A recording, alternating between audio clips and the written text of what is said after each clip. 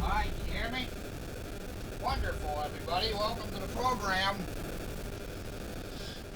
Checking to see if we're live on the other one now.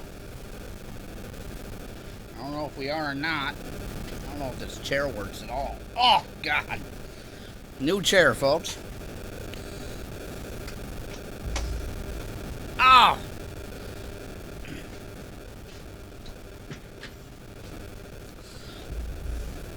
It'll work in a minute. It'll work in a minute, or my name's not Tom Salin in the morning. Welcome to the program, everybody. 607-238-3816 is the phone number to call in. As you can tell, we're having a bit of difficulties with everything, and our phone works just fine. What the hell that noise is? What's that background noise?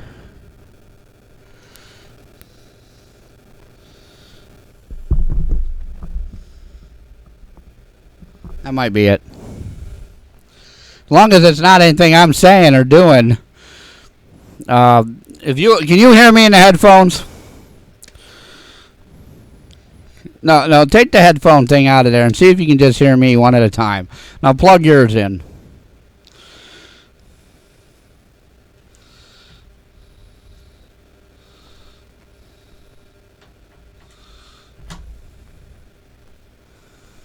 Can you hear me better?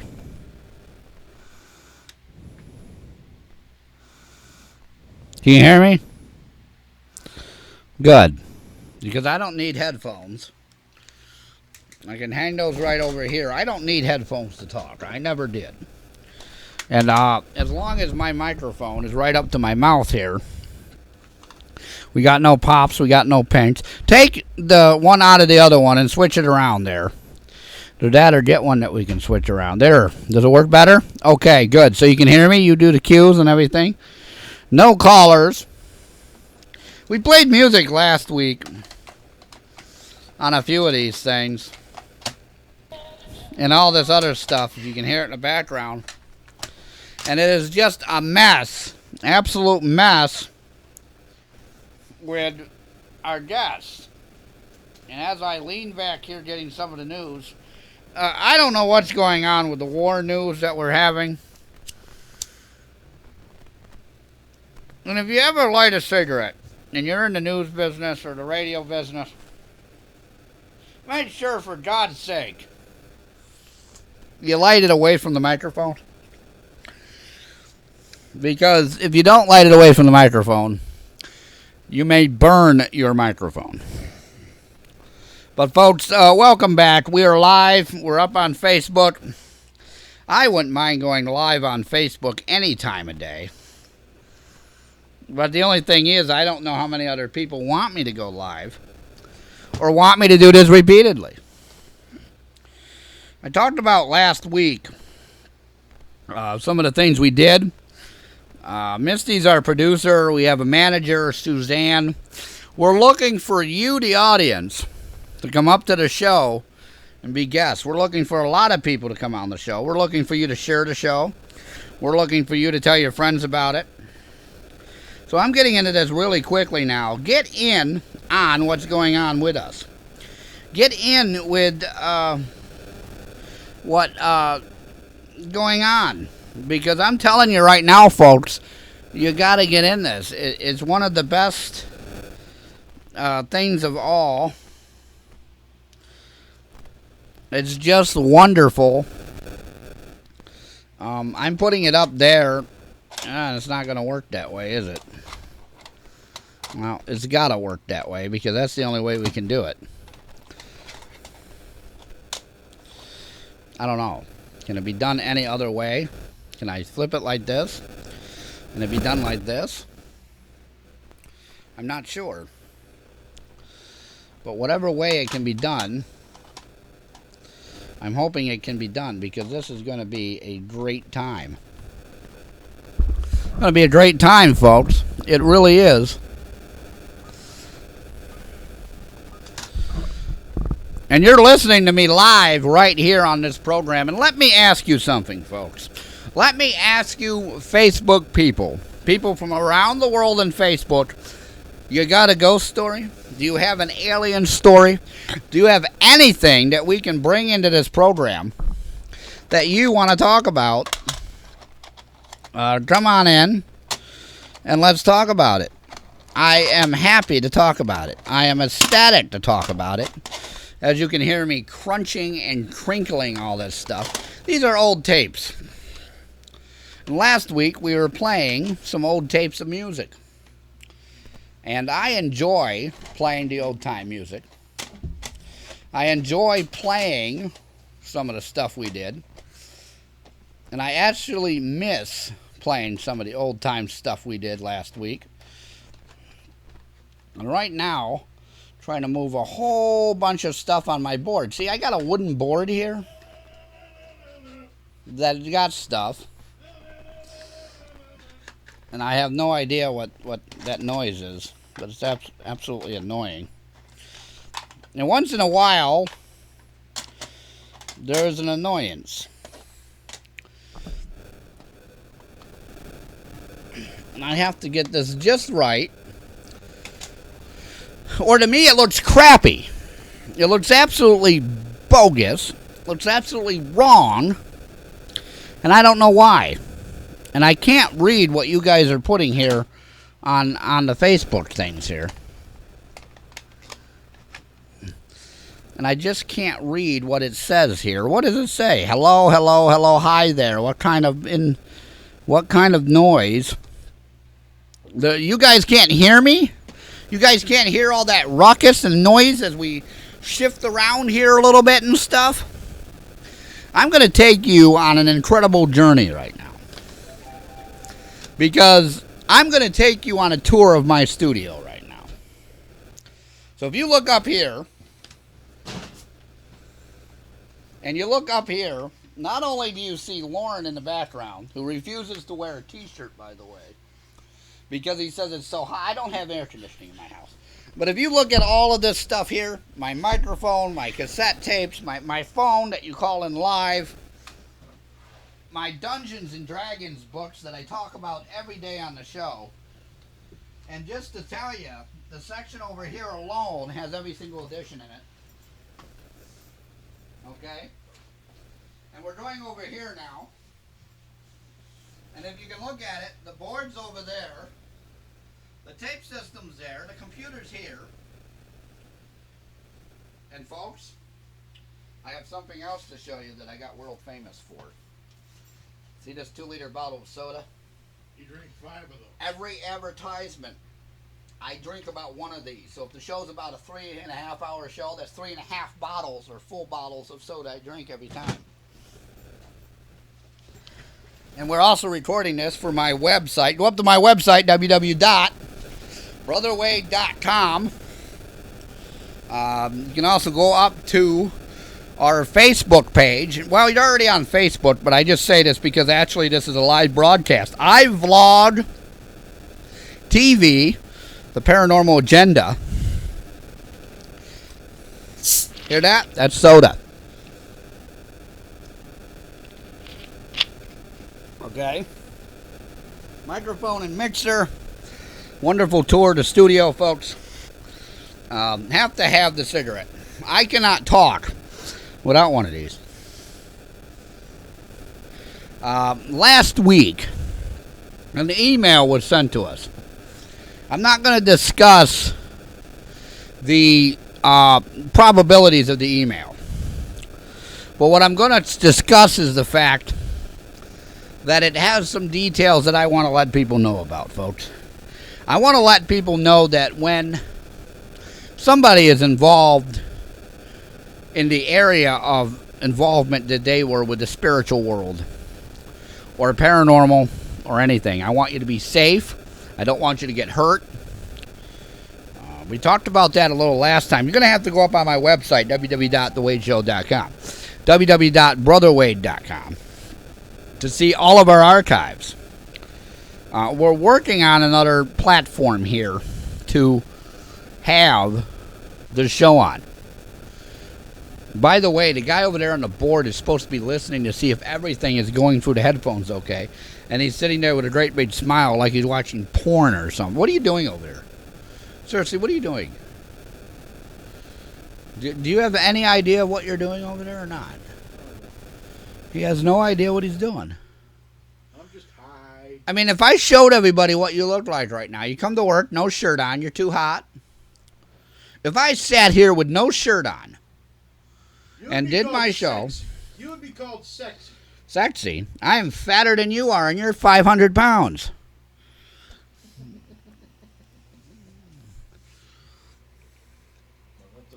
If you have friends, I want you to tell your friends about the program. So let's get some serious. Let's get down to business. The phone number is 607-238-3816.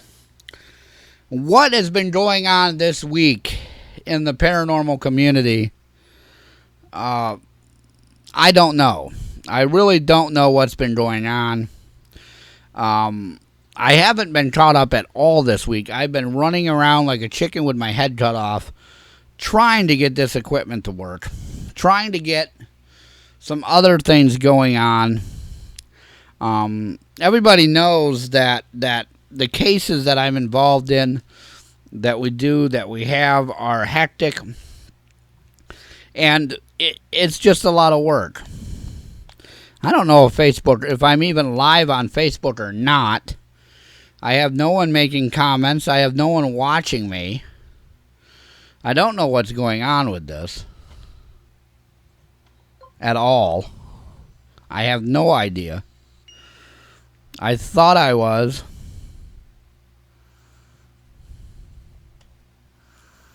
I have no idea if I am or not.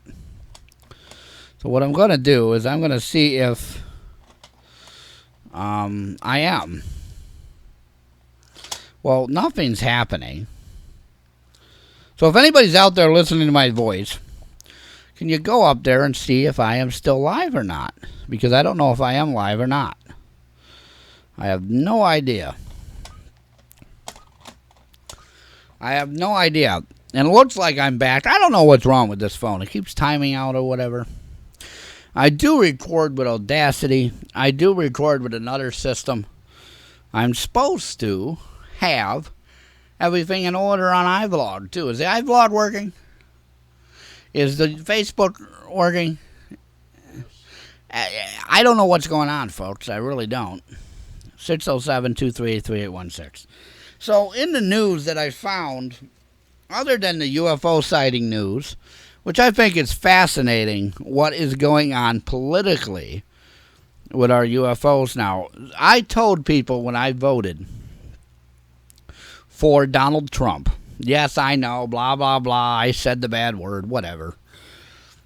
I voted for him because I knew that disclosure was going to happen, and it's happening. It's happening in different stages.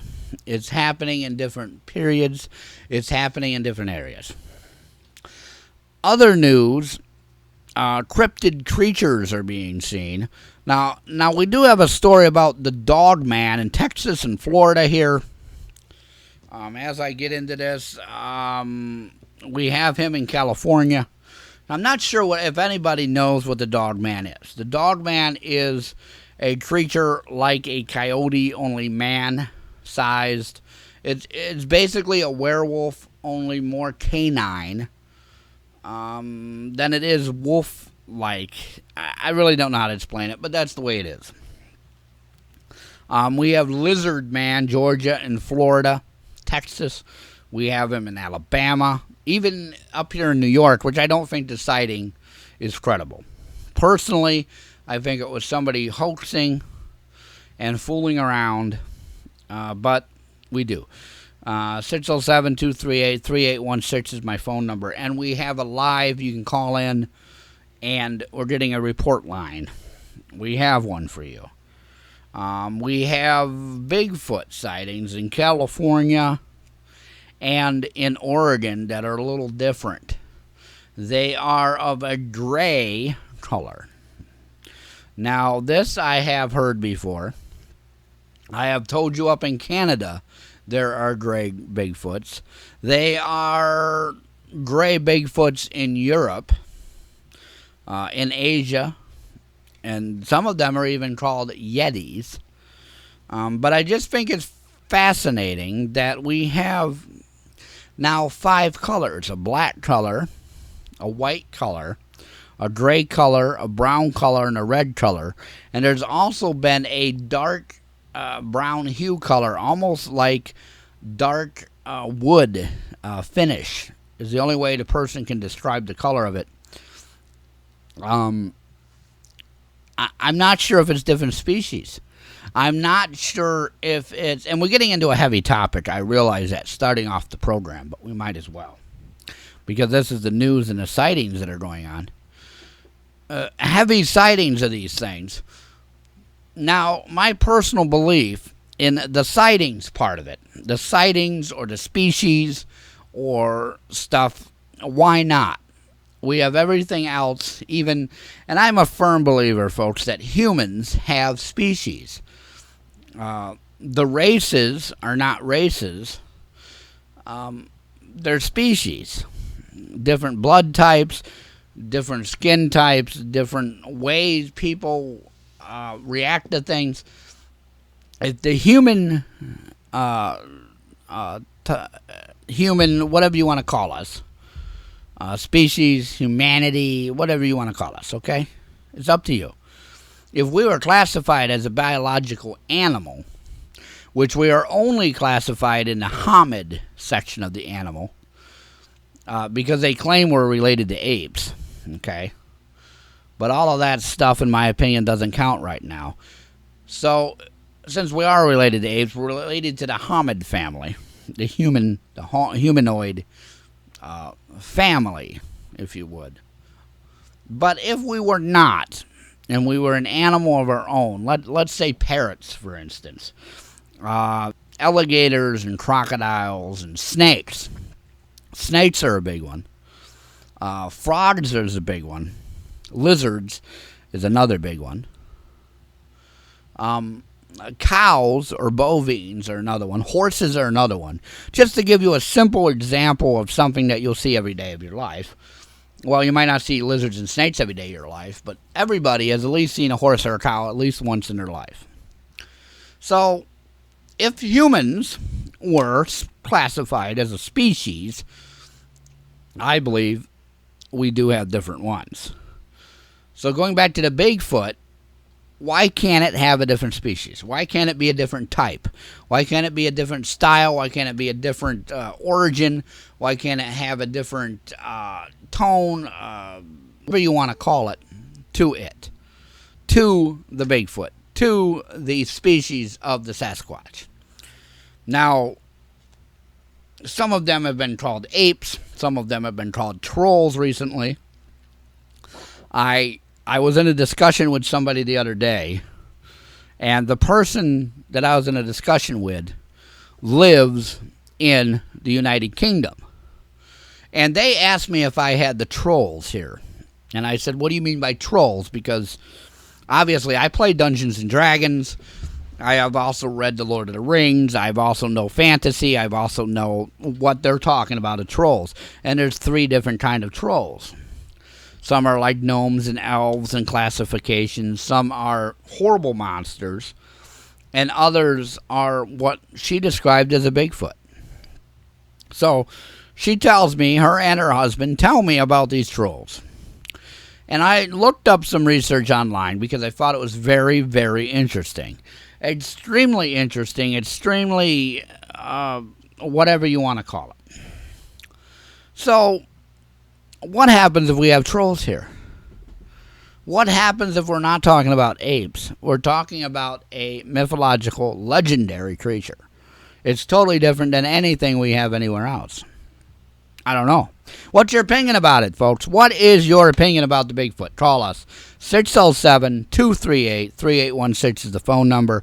It is working. Don't hesitate to call. www.brotherwade.com is my website. Let's go again to our Facebook audience and welcome everybody.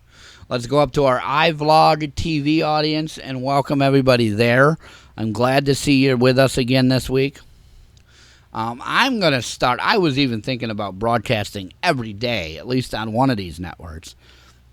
But I just don't have the structure to do that right now in my life. I'm going through some changes. with the new show that everybody knows I have a producer and a manager for. We're heavy on that. We're busy on that.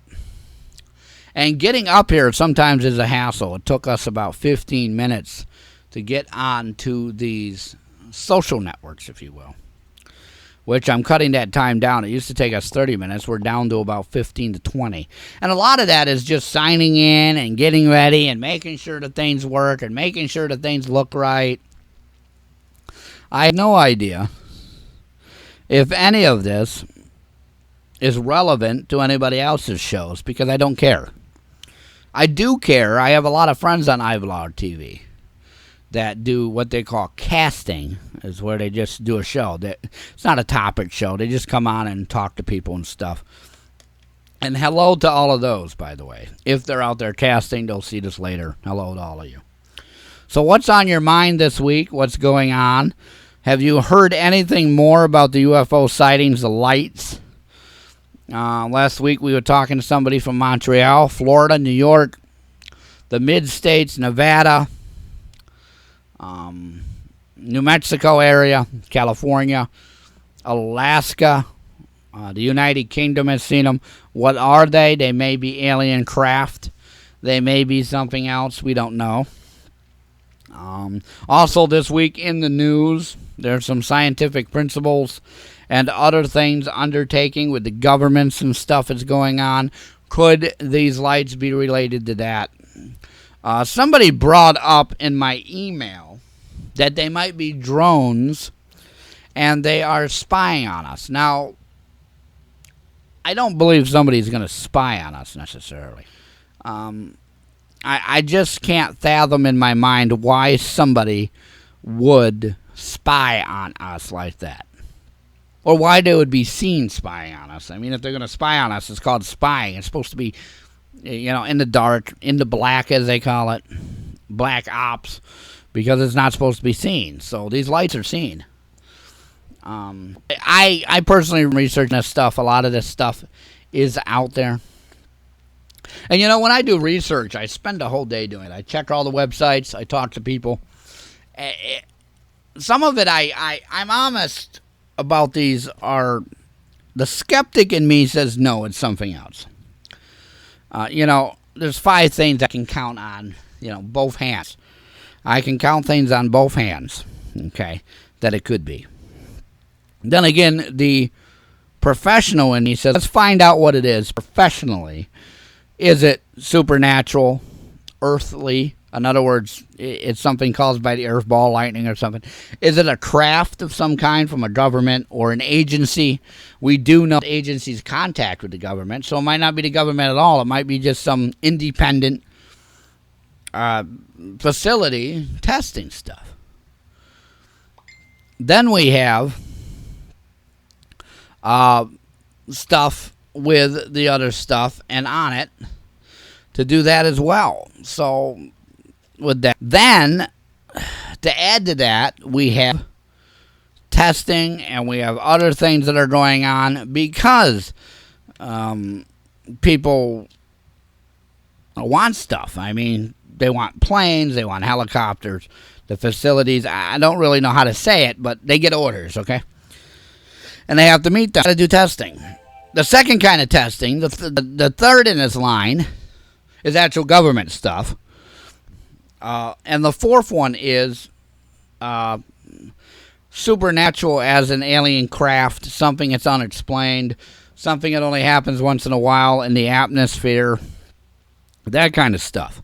So with all 4 of those things tied into something, that's how I get the research. And my research is I'm confused about it because there's a lot of stories that I know what it would be, I know how it would be, I know why it would be. And then there's another side that says, oh, well, you don't know what it is, Wade. You don't know anything about this. So let's research what that is and what that is. And then it comes up and I get more confused and more confused. So I'm really up in the air with it. But the sightings are happening from honest, regular people. People that are sighting stuff, hearing stuff, doing stuff, redditing stuff. These people are not crazy people. Police officers, firemen, lawyers, they're making reports.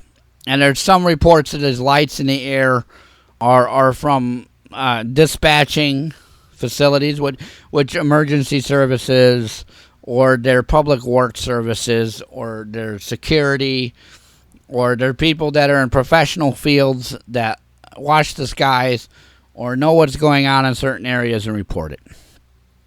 And again, we saw this periodically.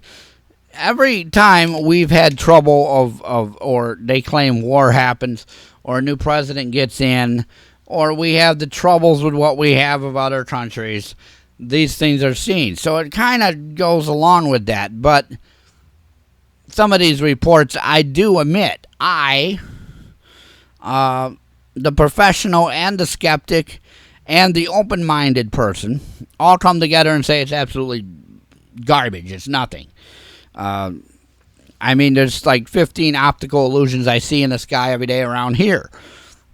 Today we thought something was in the sky, and it was nothing but, some planes trying to cloud seed, believe it or not. But we seriously thought one of them might be a drone or might be some kind of weird device in the air. We weren't sure. We watched it for over an hour, and we came to the conclusion it's a cloud seeding plane, and it's just different. I've never seen one of those kind of planes here.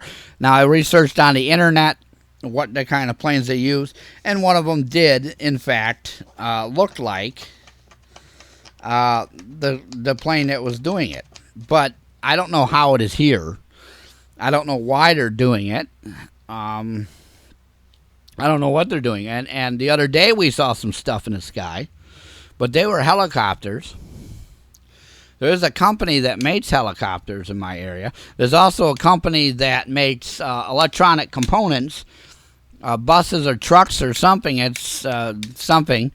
I don't really know the name of it. But I saw some weird vehicles driving around town that were all colored in black.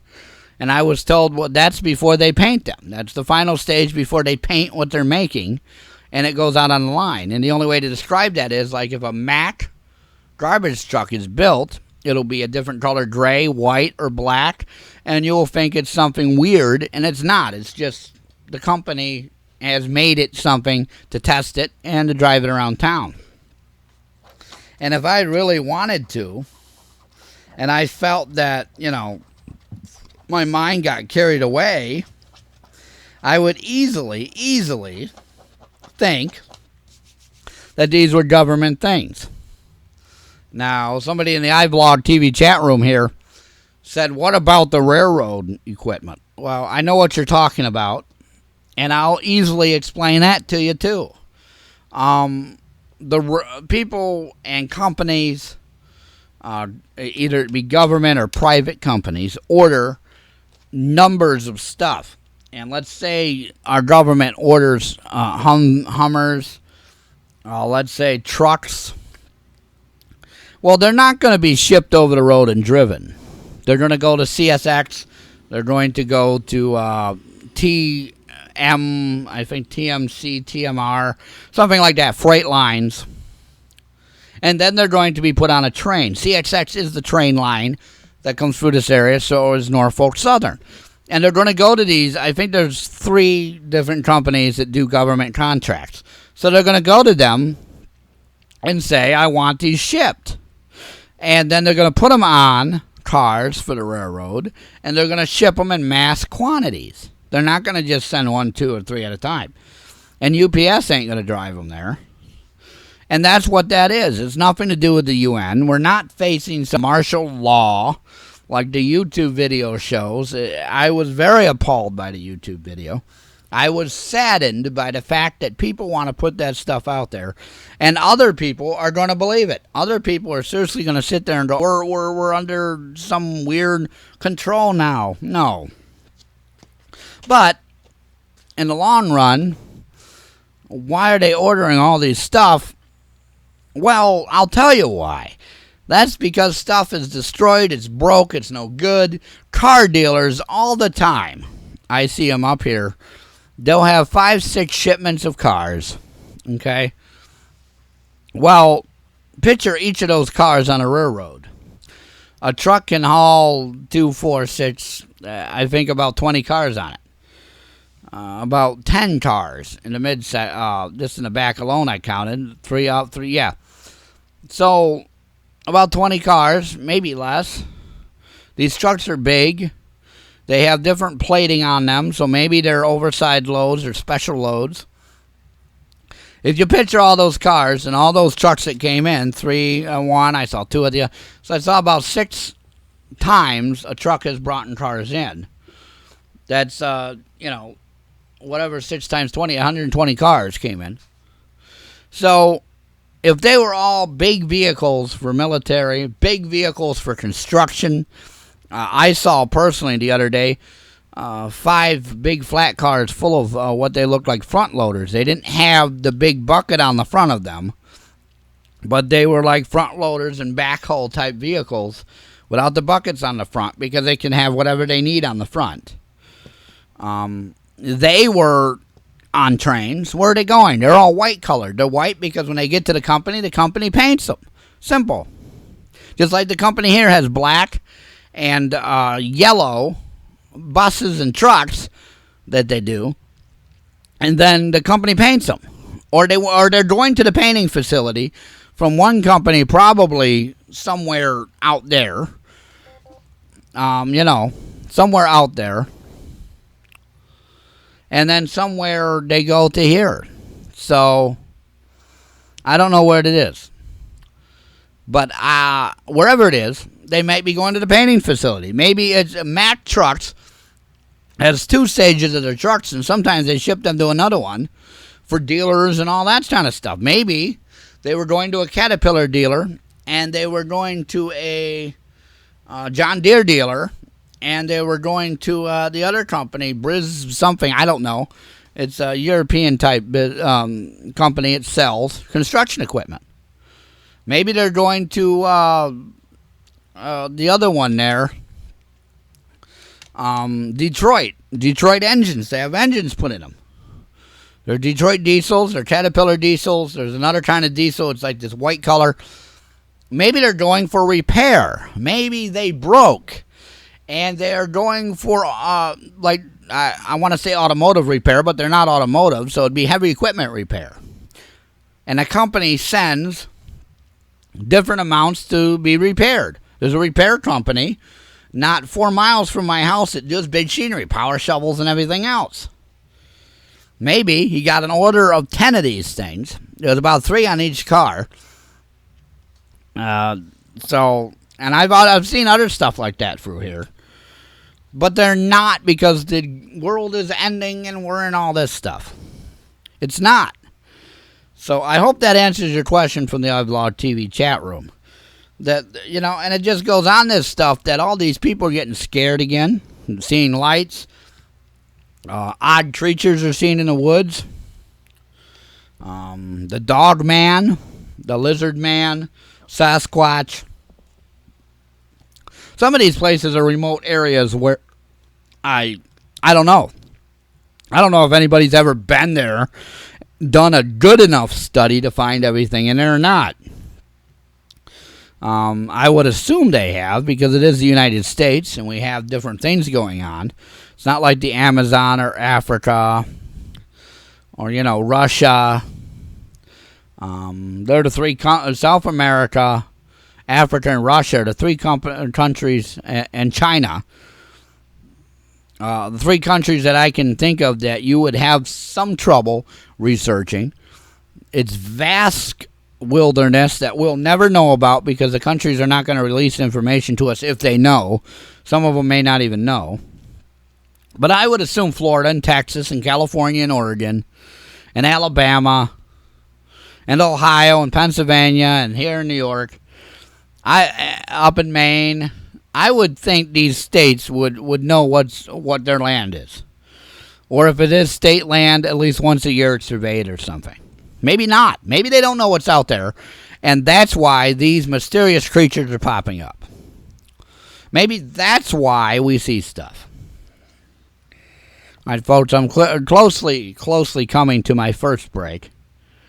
I might go over the break. 607-238-3816 is our phone number to call. www.brotherwade.com is my website to see. We are live here on your Facebook. If you got me on Facebook, if not, I encourage you to do so. You can listen to the archives on my YouTube. And we're also in the iVlog TV chat room as well, which that was a question I just answered from. Somebody said there's from the iVlog TV chat room, there's something behind me. There's nothing behind me but a wall. I have my sound guy, my board man over there, and I have a camera in front of me for Facebook. He has the other two cameras. We have another camera that we can both monitor. So I haven't seen anything move behind me. So, unless it's up here, which up here sometimes the cameras move and act funny. We saw something last week up there, but it's just the ceiling and the fuzziness up there. So don't worry about it. It's nothing unusual. Nobody's calling in. Nobody's called yet? Nobody. Nobody's on mine or his end. I want to see some callers. I want to hear your stories.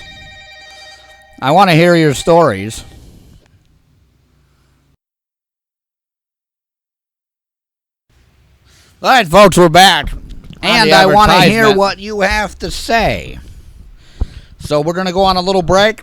When we come back, I don't know what that's all about. We're going to open up the lines fully for you. 607-238-3816.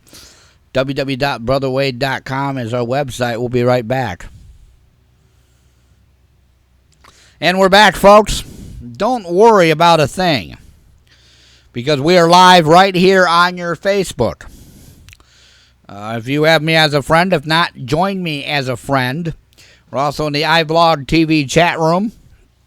We are also live on my YouTube. We're trying to be, at least. Maybe you can listen to the archives up there. Few people have said they have trouble.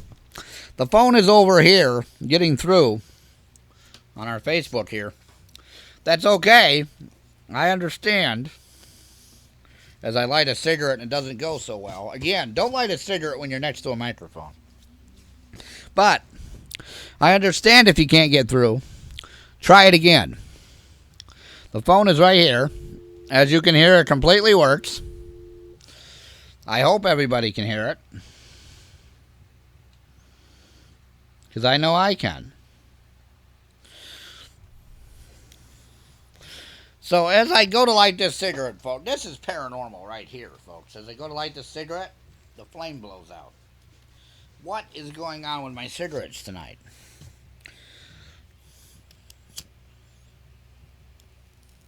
What is going on in your world? Tell us what's going on. We were talking about, before the break, we were talking about Bigfoot, Sasquatch. We were talking about the lizard man. We were talking about government conspiracies and what's going on with that stuff. We got a whole bunch of stuff. And when we got a whole bunch of stuff and how we have a whole bunch of stuff is beyond me. My comprehension can't comprehend that much stuff. If you're wondering what's going on in the world and why we were talking about government conspiracies, because people are seeing railroads having Hummers and trucks and everything else on them. White, a beige color. Some are a light green. Some of them are a dark green or dark brown color. And what I've explained to people is that they are the colors coming from the factories. They are the colors coming from the potential places they're coming from. 607-238-3816 is the phone number. Somebody asked on Facebook. That's the phone number to call in. So we're trying our best at making these phones work. I know in the past they might not have done so well, but we're trying. I can only do as much as I can do. I can only do as much as humanly possible here. And they are working. They're on. So I don't know what exactly is going on with that. I have tried numerous times to try to fix it, and it's just not working correctly. But we got it working. We did. In the past, we haven't, but we did this time. So try it again. Maybe it's because it's busy. If you call in and I'm talking to people on the show, have common sense to know that it's because I'm talking to someone that you can't get through. And when you call in, the rules are, let me know where you're calling from, and then we can go into what you want to talk about, because I'm often curious on where you're calling from. But that's how everybody does it. So maybe we should do different. You should just go into how you're talking, and I shouldn't care where you're calling about or your name or anything. Maybe people don't care about that stuff anymore. We're also in our iVlog TV chat room. Folks up there, hello again. Welcome again. And if you're on Facebook, please note that there may be a delay, or when I go on break, I may just walk away from the microphone and I'm not here. So if you're tuning in and I'm not here, it's because I'm on break. But for the most part, I try to get to everyone.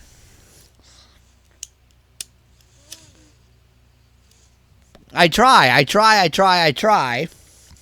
As I put some stuff down here. So, maybe Lauren, our man, should get the other phone and see if he can call it in, or on his cell or something. See if this number works, because we're getting people telling us in both iVlog and Facebook that it's not working. And I know it works. It's sitting right next to me. Anyways, while he does that, we're going to go on to the topic of what we were talking about, Sasquatch, and the new gray color. Somebody mentioned it was a gray color. And as I had previously said, I asked him about it, and I said that the gray and blue, gray color, but now they're telling me it was a grayish blue, so I'm not sure. But gray and blue and black, they all go together sometimes. But this is a light gray colored Sasquatch. Light gray colored. Light smoke gray colored almost. And it's seen a lot. What's the phone number again? 607-238-3816 is the phone number.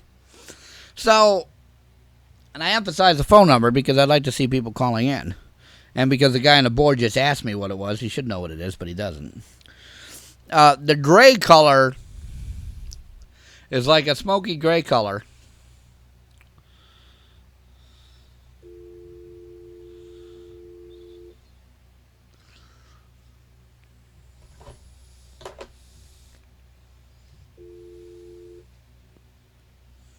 And it's oftentimes the color that people see. And the people are seeing the color.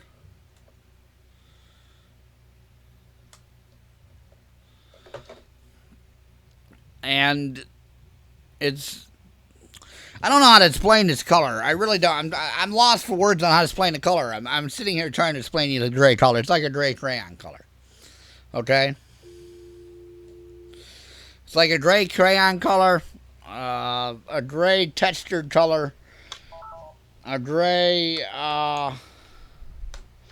color, like a car or a truck or an old cassette player. Anyways, this is the color of this Bigfoot that they're seeing. And I'm trying to impress it upon people that maybe it's a different species, because this brown, this lacquered brown color, the guy described it, is also being seen, is also being heard, is also being told about.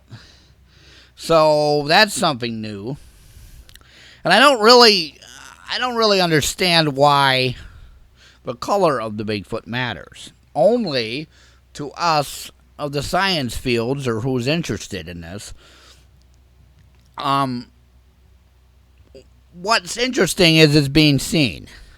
And a lot of these sightings are coming from Nevada now, Utah, Ohio, Texas, where before there were not a lot of Bigfoot sightings. And what imagines me is, are they migrating? Are they circling? Are they making new patterns? Are they coming together? You know, that kind of stuff. And as I sit here to think, and as I try to think on the spot here is the troubled part, but I'm trying to think of the exact nature, and what I saw it was a red color like an orangutan fur. Brown, red, whatever you want to call it. And the other one was a black color, like black, like a gorilla, or black, kind of like somebody's black hair, or the color black sheets and clothing is made out of, kind of that black color. I've also heard of a black color, almost like a blue, that's like kind of like a crow or a raven's feathers are, that bluish shine on the black coloring. So, you know, in a way it does matter because it could be another species, but these sightings in Nevada, gray and brown, are kind of unique because I've not heard. I've not heard of anything in Nevada being of a Sasquatch like they describe these Sasquatches. Now, there's Sasquatches all over America, but it's just the way they're describing them. And as I said before, and let's reiterate this, my friend from the United Kingdom, the UK, was talking to me about Bigfoot. And the topic came up of trolls. And her husband described the same thing as a Bigfoot. Again, reiterating what we talked about before the break. Her description of a troll is the same description of what we would have as a Bigfoot, except for the teeth being shark-like teeth, the hands having claws on them, and the body structure being uneven. She said it was like uneven body texture, like it's not fluent. It's rocky, or she said it was almost disgusting looking, kind of with the fur. And the eyes and nose are the same. And it's very interesting that they call them trolls. It's very interesting that they call them these animals. And I actually like that fact. Folks, we got a caller. Caller, welcome to the program. Hello. Hello? Yes, hello. Yes, hi. I can hear you okay. Go ahead. Yes, you got ready to call you. You want to do a reading or something? We're not doing readings right now. We'll do them in a little while. If you want me to put you on hold, we can do that for you. Okay, what you doing right now? We are talking about Bigfoots and the correlation between Bigfoots and trolls. Bigfoot? Okay, what's actually a Bigfoot? A Bigfoot is a Sasquatch. You ever heard of Bigfoot out west in California or Florida or New York? They look like big gorillas, humanoids, Bigfoots, and Sasquatch. Yeah, I heard of All right. Well, I have a friend from UK, as I was just explaining to our audience, that described to me as a troll and it being the same thing as a Bigfoot. Oh, wow. Really? Yep. Where are you from? Where are you calling from? I'm calling from Manor, South Carolina. South Carolina? All right. You've never heard of Bigfoot and stuff down in South Carolina? But you had a Bigfoot in South Carolina?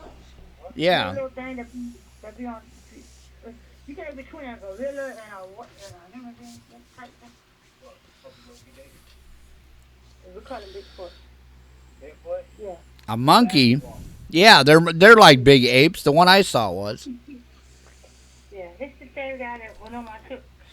Something. Yeah. Yeah, y'all just explaining my ex my boyfriend. Have you heard about have you heard about Bigfoot in South Carolina? Bigfoot in South Carolina?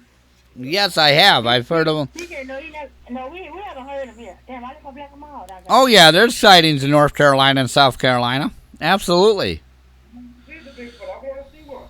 He said he want to see one. Well, they're not. You'd have to do it by chance. It's not like it's a cryptid creature. It's not like they're gonna pop out in front of you. It's not like a deer.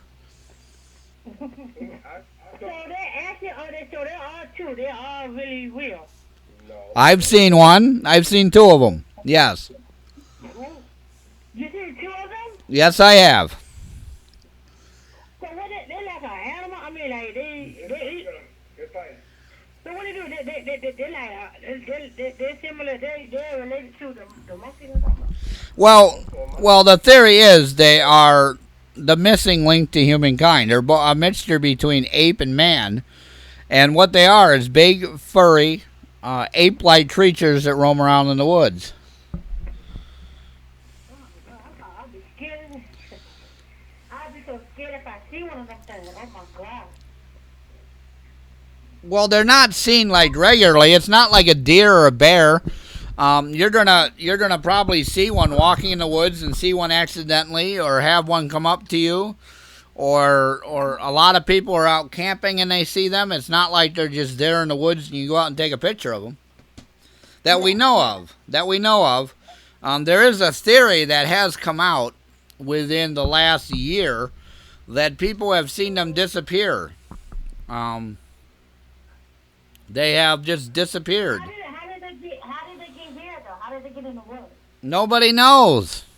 They're still trying to figure. Go look it up on the internet. Cryptid creatures, cryptozoology. It's Bigfoot, Loch Ness monster, the dog man, the lizard man, Sasquatch. Look up the wolf man's. Oh, okay. Yeah. There's a lot of those cryptid creatures out there that a lot of people have witnessed seen. Now, I believe in some.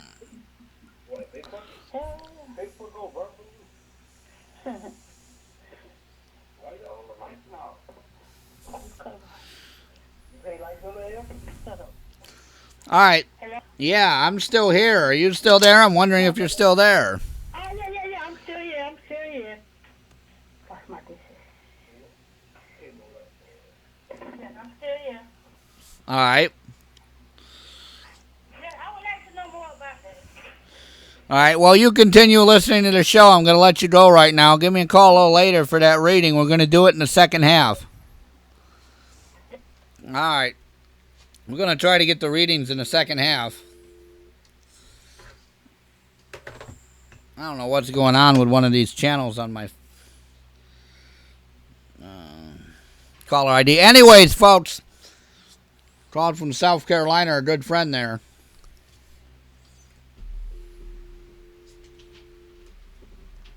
I don't know what's the matter with the phone now. Anyways, folks, as she was saying, she's never heard of them. Someday I hope everybody can see a Bigfoot. She brought up a good point. These creatures are not going to come out and be in the middle of the woods or where you're taking a picture of it. Or a lot of people are camping. A lot of people are putting themselves in camping. And they are, they are seen periodically. They're seen randomly. Randomly might be the good word for this. Because it's not like you go out and look for them in the woods. The caller stated she wanted to see them. Well, I would like to see another one too.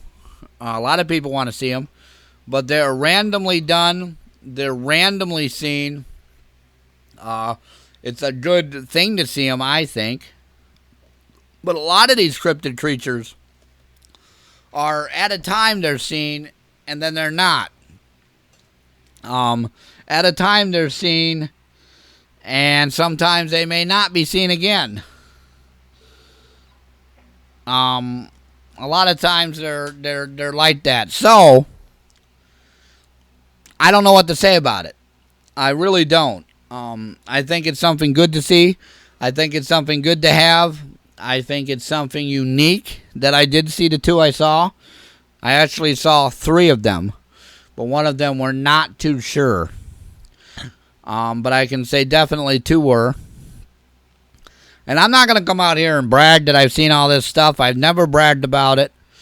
It's been something I've seen, and I kind of keep to myself. I don't brag about it. I don't go hundo on it. I never have, and I never will. And that's what that's the way I am, I guess. I don't know. But we're coming up on our second break here, folks. 607-238-3816 is the phone number to call. www.brotherwade.com is our website. We'll be right back. And we're back, folks. Let's go to the phones real quick here. Caller, welcome to the program. Sir, I can hardly hear you on the phone. Are you saying something, sir? Are you still there? I don't understand what he's saying. All right, thank you. Anyways, folks, we're back. 607-238-3816 is the phone number to call in. www.brotherwade.com. And we're talking about Bigfoot. We're talking about sightings. Talking about the God-man, lizard man. And I just realized we went through the first half of the program without anybody noticing it. So I don't know if are we in the second half or what we're into. I don't know. Well, whatever it is, as I get my papers out here, it is. So, folks, welcome anyways. Welcome if you're new. Welcome if you're old. iVlog TV chat room, welcome. Facebook here, definitely welcome to our Facebook people. Without our Facebook people tonight, I don't think how many viewers would we have. I really wish people would get up to our iVlog chat room and let us know that what you think of it. I was reviewing a little bit of the Facebook thing here. I've not done it that much, and it is kind of interesting how to do this go live thing, and it's kind of fun doing it here. It's interesting how it's done. It's interesting how they have it. It's interesting how it is. It's interesting what's going on here. So I am very interested in this. It's very fascinating to me how Facebook works. Very fascinating. Folks, if you want to call in, 607-238-3816. Welcome to the Facebook audience. Again, welcome to the iVlog TV audience. Talking about Bigfoot sightings. The caller again in that half that I think it's the first half. Is it? I don't know, folks. I really don't know. This week's been very hectic for me to realize if it's the first or second half. But anyways, what we're talking about is she's asked, how do you see it? And it just boggles my mind that I never thought of this before. How do you see a Bigfoot? By chance? By a randomness? Maybe it chooses you. Maybe the Bigfoot chooses to see you. Maybe he chooses to come out of the woods and says, hey, there's a human over there. Let's go say hi. Let's get ourselves known. Maybe he is choosing who he is talking to and who he wants to be seen by. I don't know. Or her. A lot of these Bigfoots are females. A lot of them are women, girls, females, the female gender, if you will, of who they are. I'm not sure. But anyways, it brings up that interesting topic. If anybody's got a story they want to share with us, if anybody that's a thing they want to share with us, we were supposed to get into readings today. But I haven't gotten them out yet. I haven't gotten my cards out yet. It reminded my board guy reminded me on the break that might be what she was talking about. It was advertised that this week we were supposed to do some readings, and I apologize for not getting to it right away. I apologize for not having it ready, but this Bigfoot topic came up pretty quick. It did. So that topic is something that we got on. So, right, and so forth, so on. We come to one of these lovely, lovely things that we call excitement here. And we move on. Let's move on to what we were going to talk about. I had a whole list of stuff here. Where'd it go? Where'd my list go of interesting stuff to talk about? I don't know. I got cooped up. I got battered up. I got riled up in the Bigfoot conversation. And I really like talking about Bigfoot. I do like talking about Bigfoot. I do enjoy talking about Bigfoot. I do like it. I enjoy it. I almost, what do you call it? Strive on talking about Bigfoot tales, ghost tales, segmented tales, whatever it is. So whatever it is you guys want to talk about, I can come up here and talk about. I've strived myself on that. I honestly strive myself on the topics that you want to talk about and that you want to be a part of. That's why I had this number in the first place. So what do you want to talk about? Our iVlog audience is laughing at me right now. A lot of LOLs. They're probably laughing at me going on and on about talking about what I like to do and the Bigfoot stuff. I don't know. Somebody's listening. What is that supposed to mean?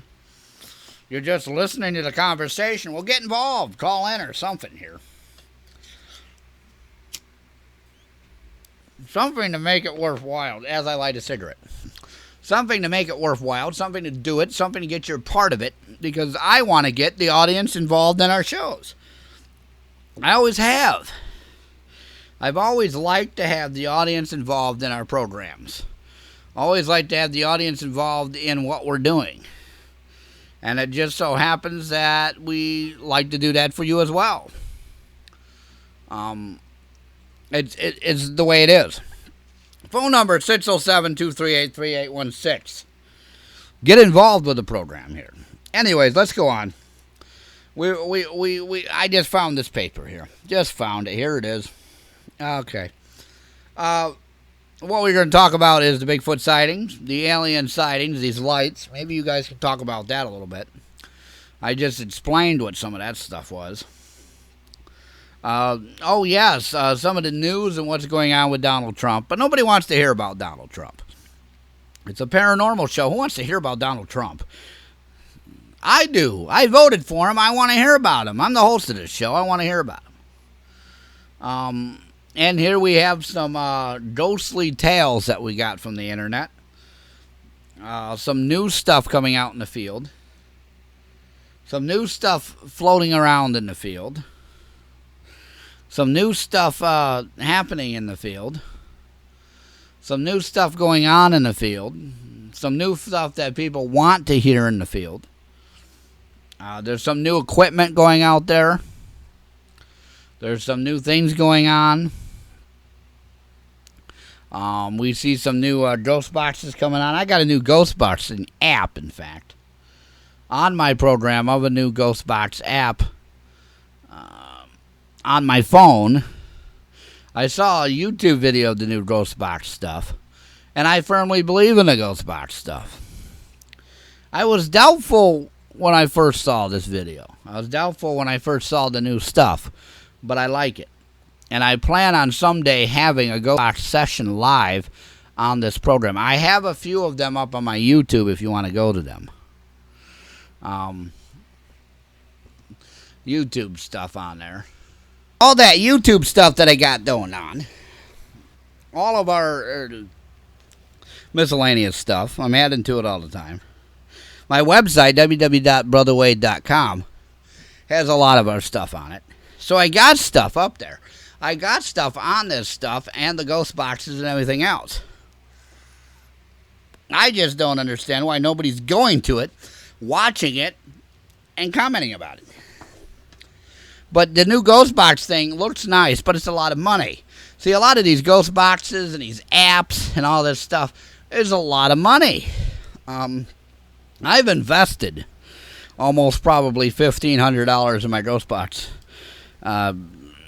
Ghost box and my EMF meters and my recorders and my miscellaneous equipment and the touch sensors and all that stuff. All of my paranormal equipment, $1,500. I've been a paranormal investigator for, I don't know, since 2002. I've been interested, even before that, I remember, as a kid being interested in it. My whole story is up on my website, www.brotherwade.com. The whole entire story of how I got in this business, or how the interest came about and everything else. But a professional paranormal investigator, probably about 15 years, 16 years. And I've said it more than once. It's a great field. There are touchy pinpoints in it that I don't like. But in any field you are in, you could be a baseball player. You could be a professional wrestler. You could be a theater actor or actress. Whatever profession you are in has the ups, the downs, and the sideways. And for me, the ups and downs have been there, but the sideways are what I don't like. Okay? The direction, the north and the south is fine, but the east is okay, and the west is, okay? Hello out to Sandy, who is in one of our chat rooms. Hi, Sandy. She just said hi. I'd like to say hi to her. Haven't seen her in a while. Thank you for coming. And if you want to shout out to yourself, just say hi to me, and I will say your name. There's also a Michael in the room. There's also a Wendy. There's also a Jennifer. There's some other people who said hi to me here. But they're the people I know, and they're the people that I will shout out to this week. Every week I try to shout out to at least 10 people. I haven't done that in a long time either, and that's something I used to do. Our call-in number is 607-238-3816. And as I was saying, my ghost hunting equipment, it's not all that elaborate. A lot of people have what I call elaborate type of ghost hunting equipment. I don't have elaborate stuff, but I got damn good stuff. I got great stuff. I got wonderful stuff. Whatever the word is you want to call it. And I've prided myself on having original or classic, like my EMF meters are classic kind of EMF meters. The recorders, the touch sensors, I've discussed them before. They're square boxes, and something touches them, brushes up against them. Something has to actually physically have some kind of contact with them, and they have a light on it that lights up. The ghost box is an original, classic. I have the secondary kind, or whatever you want to call it, that came out the next generation of ghost boxes too. And they're classics now.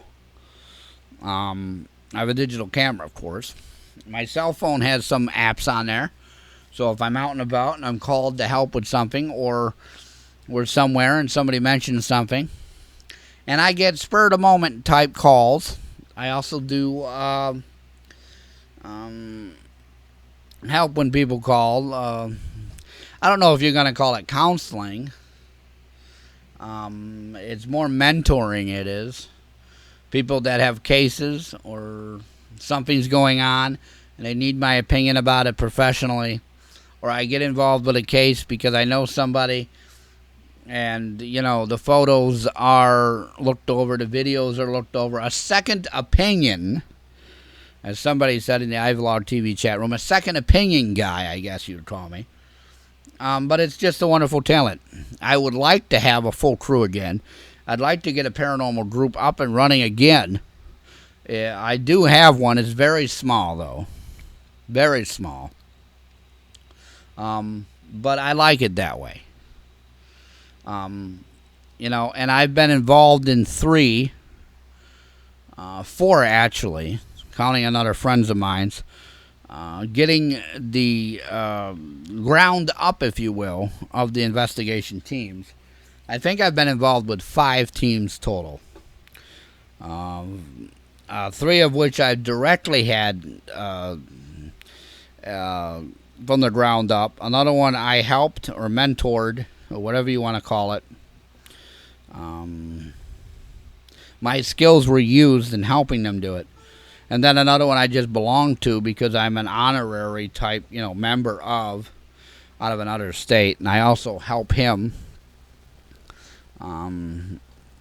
with his cases. I guess, I don't know what you would call me.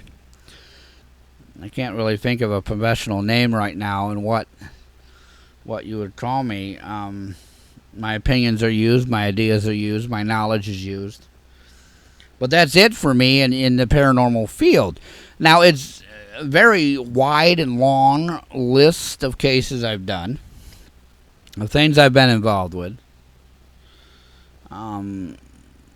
I pride myself in this field. 100% pride in it. I put myself up to the highest standards I can. And standards come with anybody. Everybody has different standards. I realize that. But sometimes my standards are above average. Okay? Above of the excellent ones. The great ones. Whatever you want to call it. The legends in this field. I believe I would be a legend. If this was like pro wrestling or something, or one of those sports where they have legends in it, I think I would be a legend in this field. I am an original in my area. I am an original in other areas. I'm one that people come to when they really need to know about something. And I have a good friend, Mike, that's been doing it since the 70s and 80s. So I know people that I can go to if, and some people call it unity. I don't like to use the word unity. The word unity is, I don't know. Everybody's united and it's one big happy-go-lucky family, and everybody gives each other a hug. I don't like to call it that, but I like calling it a networking with each other. But that's my opinion on that. 607-238-3816 is the phone number to call. Not sure how long we've been through. Somebody said that we are into the second half, which is excellent. Because the second half I can get really into stuff. I guess earlier it was said that I'd give tarot readings today. But no one's the first person called for them. But I don't have my tarot cards next to me. I don't have my crystal ball here. I'm starting to make some YouTube videos discussing equipment and other stuff. But a lot of that stuff people are so judgmental on. I just see a lot of YouTube videos and everything where they're just judgmental. They're just, their opinions and everything is just way out there. And I don't want to be somebody that's judged and all this and all that. So that's why I kind of stay away from them. But I shouldn't worry about that stuff, but I do. Anybody does, really. Anybody can.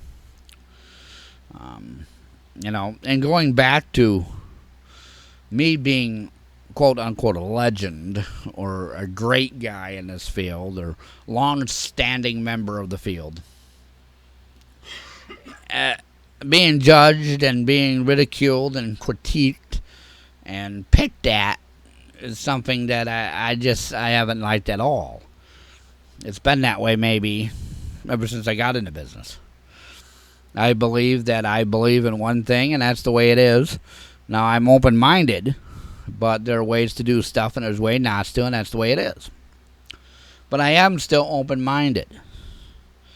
I'm not open-minded where I'm going to allow anything, but I am open-minded where new ideas and stuff come in, like these new ghost boxes that are coming in. There's also people that I'd never done it. But I know our team member does it. I know I've seen other people on other teams do it that I've worked with, and videos of people doing it. It is you listening to your recorder. After you record a session, you sit down and listen to it. You go for like 20, 30 minutes, and then you listen to it and see if anything was played back. Now I never did that because, it's time that I would like to have towards the investigation. I don't want to take 30 minutes and listen to my recorder. I have done it one time, or I listened to somebody else's recorder. Well, we took a little break outside. He asked me to listen to one of the recorders, and he listened to another one. Nothing came up. Nothing was on them. But I dedicate myself 100%. And then we go and we review the evidence later.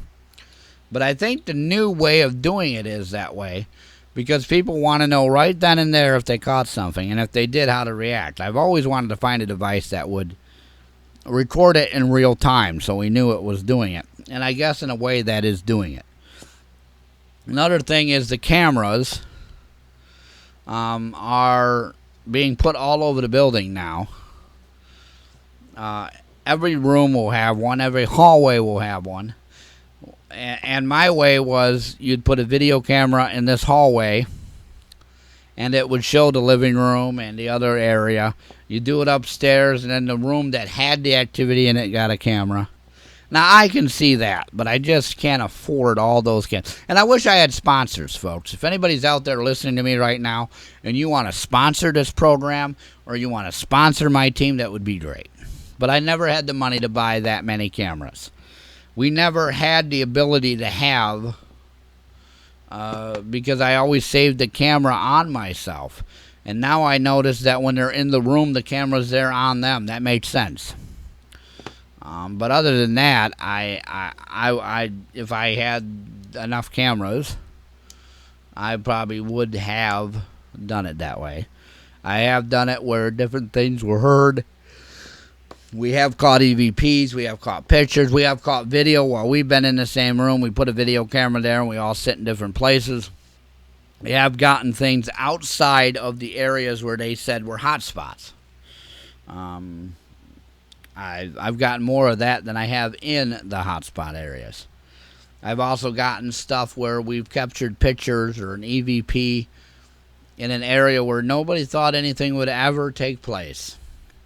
And Wade said, let's go to that room. Nobody's been in that room. Or let's go down to the cellar, or that part of the cellar that no one's ever, they store stuff in. No one's, they go over there, they pick up a box, they walk upstairs, or they pick up something, and it's where the extra stuff is stored. A lot of restaurants have them. A lot of museums have them.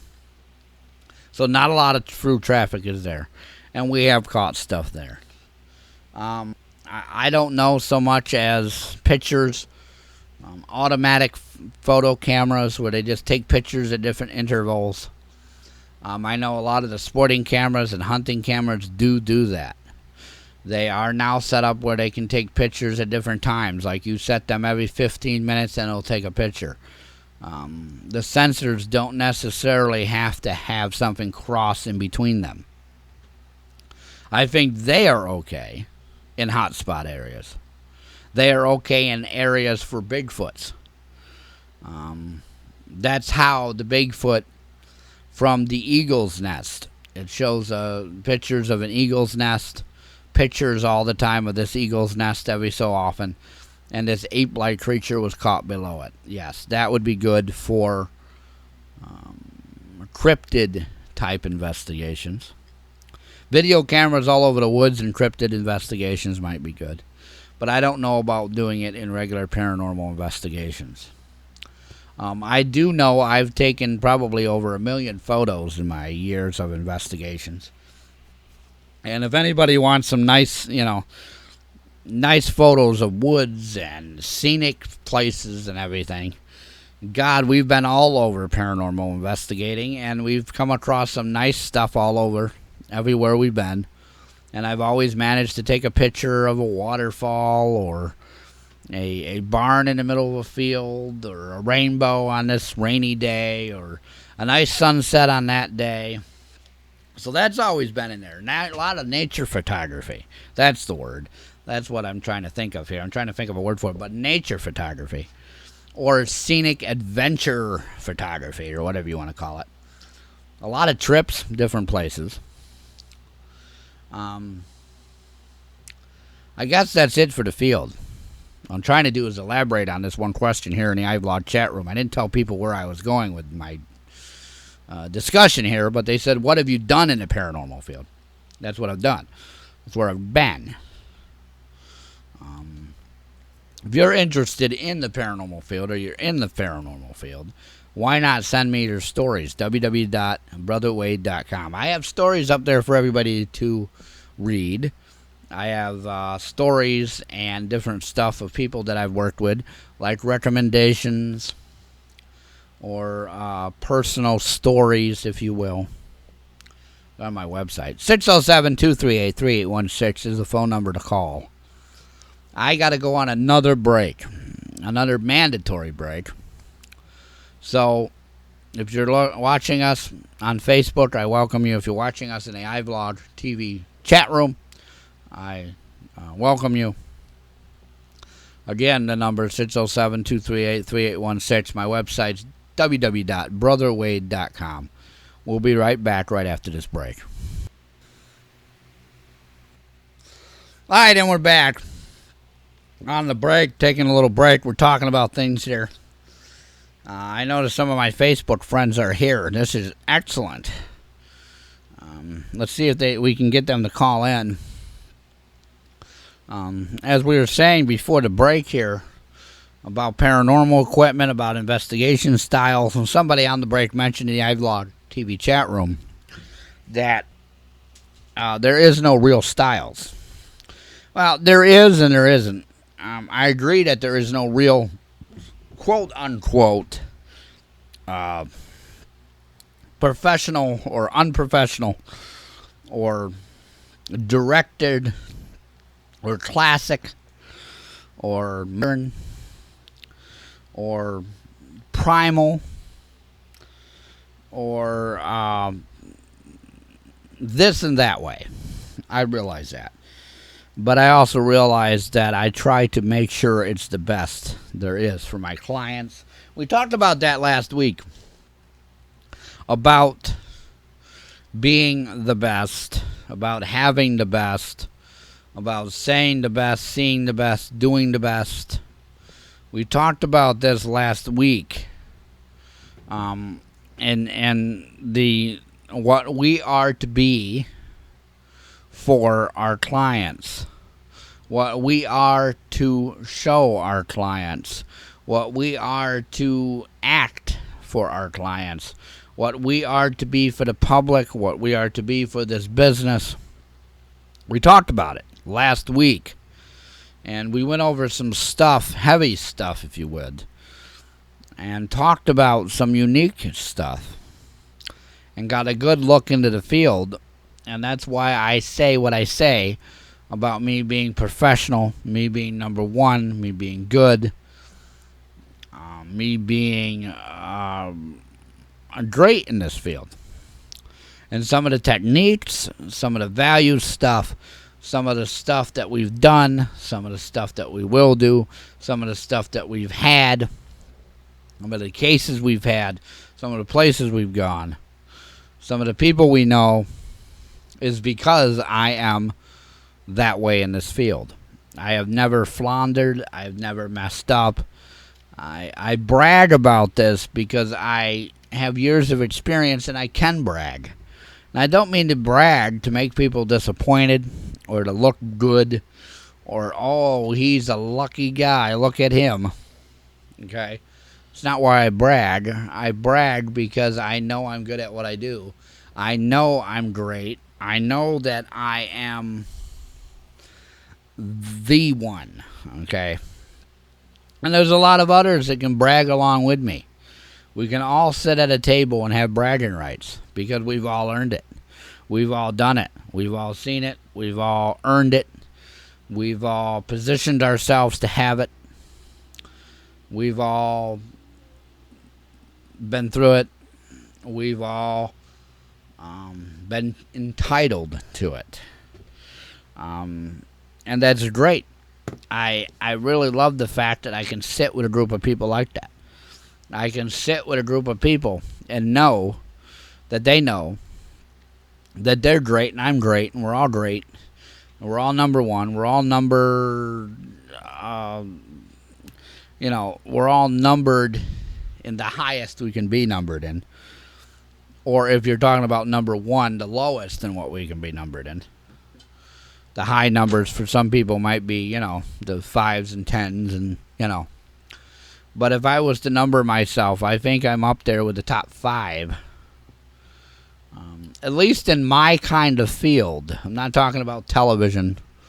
I'm not talking about people of great caliber here. But we are talking about the guys like myself who do this for a living. And I mean by a living, I don't mean money living. I mean it's a lifestyle. It's a way of life.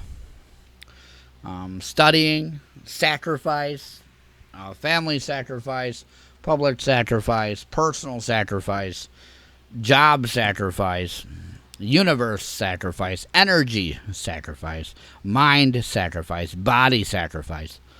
All of it. I was once told that I am as dedicated to this as an MMA fighter is dedicated to his bouts. A boxer is dedicated to his training. As a like the guy at the board said, a wrestler dedicated his career. As a professor is dedicated to his students, or a scientist is dedicated to his research. And not only is it a lifestyle, not only is it a living, but it's a constant, repetitive type thing. Research, investigation. Once in a while you get a good break where you can have fun at an investigation. But I'm the type of person that I don't ever have fun. I make it into something serious. I do it seriously. We used to go to conventions. I haven't been to one in a little while. Not that long, though. And I was totally dedicated to the field. Totally dedicated to the business of it all. And a lot of people came there for fun. I've even been told by a few people, hey, you need to relax and have fun. No, well, I don't want to. I want to take it seriously 100% all the time. And people know me for that. People know that if they're going to sit down and have a conversation with me, there's not going to be anything left out. There's not going to be anything fun about it. It's going to be a great conversation. It's going to be filled with science, filled with knowledge, filled with compassion. Maybe compassion is the word to wrap up all these other words for it into one. But I don't know. We're moving on. I don't know if you guys are getting bored with hearing my career of the paranormal or not. I'm not bored telling you about it, that's for sure. But 607-238-3816 is the phone number to call. www.brotherwade.com is my website. iVlog TV chat room. What else do I do? I also do cleansings and clearings. I also do tarot work, crystal ball work. I don't know if I'm going to call myself a psychic, but I'm an intuitive. I would say I am sensitive to a point. I'm good at what I do. A lot of people know that from Facebook. A lot of the Facebook chat rooms have free reading times, and I try to read for people. I don't think I've ever made a career out of it, and I don't think it will be. I don't think it ever will be something that somebody wants to have a career or wants to invest in career-wise. But I'm going to try to do that. And if I ever got money heavily for doing this kind of work of sensitive, intuitive, psychic, tarot, crystal ball, whatever you want to call the field, I don't think I would do it for a lot. And I don't think I would do it over and above a financial stability, meaning the bills are paid, the children are taken care of. I don't have a wife anymore. But the ex-wife would be taken care of in a way that was decent, and my children would be taken care of in a way that was decent. I only have one daughter, by the way, folks, but we're saying children as in an overall kind of discussion here. And I don't think I'd go out of my means. And I don't like people that do go out of their means. But I'm not, this week is not the week to go into that. We are planning something about that. I don't know how far it's going to go. I don't know where it's going to go. I don't know how it's going to go. I don't know why it's going to go. And I don't know who it's going to go. When it's going to go. Where it's going to go. Whatever you want to call it. Because that topic in itself can hurt people. That topic in itself can get out of hand. That topic in itself can be ridiculing. That topic in itself can be depressing and saddened and overall despairing, if you will. But I'm not sure if I have ever put myself in a situation where any of that had to be like that. As I yawn through my conversation here, I don't think I have ever downed anyone. I don't think I've ever put anyone down. I don't think I've ever made fun of anyone if they wanted to go hundo with something like that career-wise. But I do put down people that use other people, that mislead other people, that are basically, I don't know if fakes and fraud's the word, but don't want to take it serious. And I don't mean by putting them down, by me making fun of them and not liking them and, oh boy, they're thrown to the curb. But I'm not afraid, I'm not afraid to say my opinion with something. And if it's definitely frauding or faking or hurting or maiming or taking advantage of someone, that in itself is wrong. It shouldn't be done. And if somebody's doing it, tell them about it so they can stop it. And if you're doing it, because a lot of people listen to this show, and who knows out there, friend, enemy, coacquaintance, bystander, just the average Joe off the street, everybody listens. And if you are one, stop it now. And I mean it. And everybody that's behind me means it. Everybody else in the field means it. And people that make the field look bad, stop it. But some people I don't believe mean to make the field bad, because the field is always changing. What was yesterday is no longer today. And I'm feeling that heavily, because I'm having to adapt to younger generations, younger crowds, younger fans, different crowds, above and beyond the average type person crowds and fans. The field isn't what it used to be, and it's not going to go back to it. And if it does go back to it, I don't know if I could adapt then either, because I've had to stay in the middle for so long that I don't want to move forward, but I don't want to go back to what I was. And that's just the way I am, folks. You're hearing an honest statement now. You're hearing the honest side of what it is. So I hope that answers all the questions from the iVlog chat room. As I scan my eyes through it here, looking up and down. Okay, I got everybody's question answered in a huge big rant just now. But that's okay, because if you're listening to us, maybe you're listening to the archives, folks. If you are, we do a live program on iVlog TV, IVLOG TV.com, and our Facebook Live for everyone. Some of these people ask questions. Some of them stay comments. We have a call-in number. Sometimes I'll answer the calls during the break. and answer a question live on air that I can answer quickly. Earlier, there was somebody called in towards the first half. Now it'd be the first half of the show. Obviously, we're into this thing a little bit. And they brought up a good point about Bigfoot, of why it's not seen, how to see it, which I thought was excellent.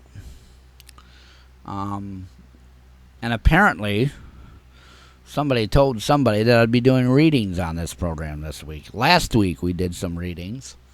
The week before we did some.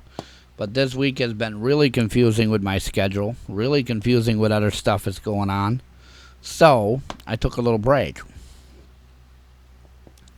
I am here. Let's go through this list again. Yep. Okay. Excellent. I see that everybody's here. And my phone is not... One of the lines isn't working. But I see my phone is lighting up. So I'm just going to random a random number. What do you think we should do?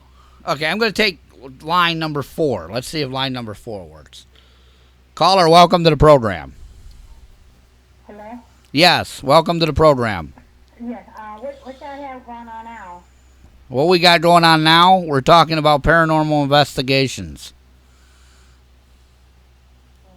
Okay, what's been going on that? What do you mean, what's been going on? Well, paranormal investigations, ghost hunting, spiritual conversations we've been having. We've been talking about the equipment I have for paranormal investigating.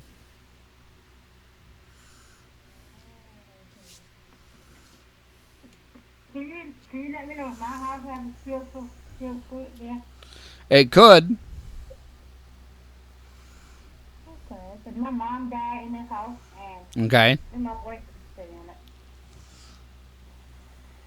How can you tell if something is like? Well, I would probably come out and do a paranormal investigation with all of our equipment and what we do.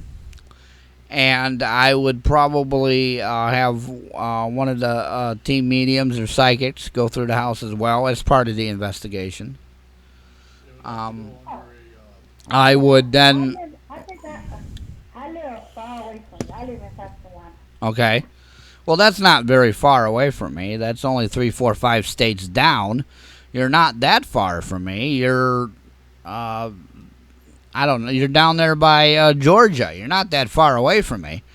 We have people that call for stuff that are all the way in California, Oregon, Utah, Texas. That's a long ways away. Where are you located? I'm located in the bottom half of New York State. Oh, okay. So like I was telling you earlier, what I would do is we'd come in and do an investigation, and then we would sit down with you and tell you our findings, and then you could make a decision if you wanted a cleansing, a clearing, if you wanted it dealt with, or what you wanted to do. That's how we would deal with it. That's what we would do for you. And all y'all doing that for free? I have never charged once for any of my investigations, cleansing, or clearings. I have not even charged for gas money, in fact. I do know some that just charge for the transportation or for them to get to you. Okay. And yes, to answer your question on how long, I've been doing this for about 14, 15, 16 years now. Since about 2002.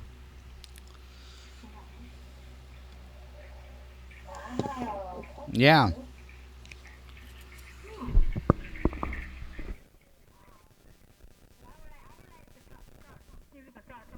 Like, you can give me a reading, like, face-to-face? I do tarot, as you know, and crystal ball work. I'm not much of a psychic for talking to spirits, but I would like to be. I'd like to someday have somebody train me to do spirit work, to do up and beyond the cleansings and clearings.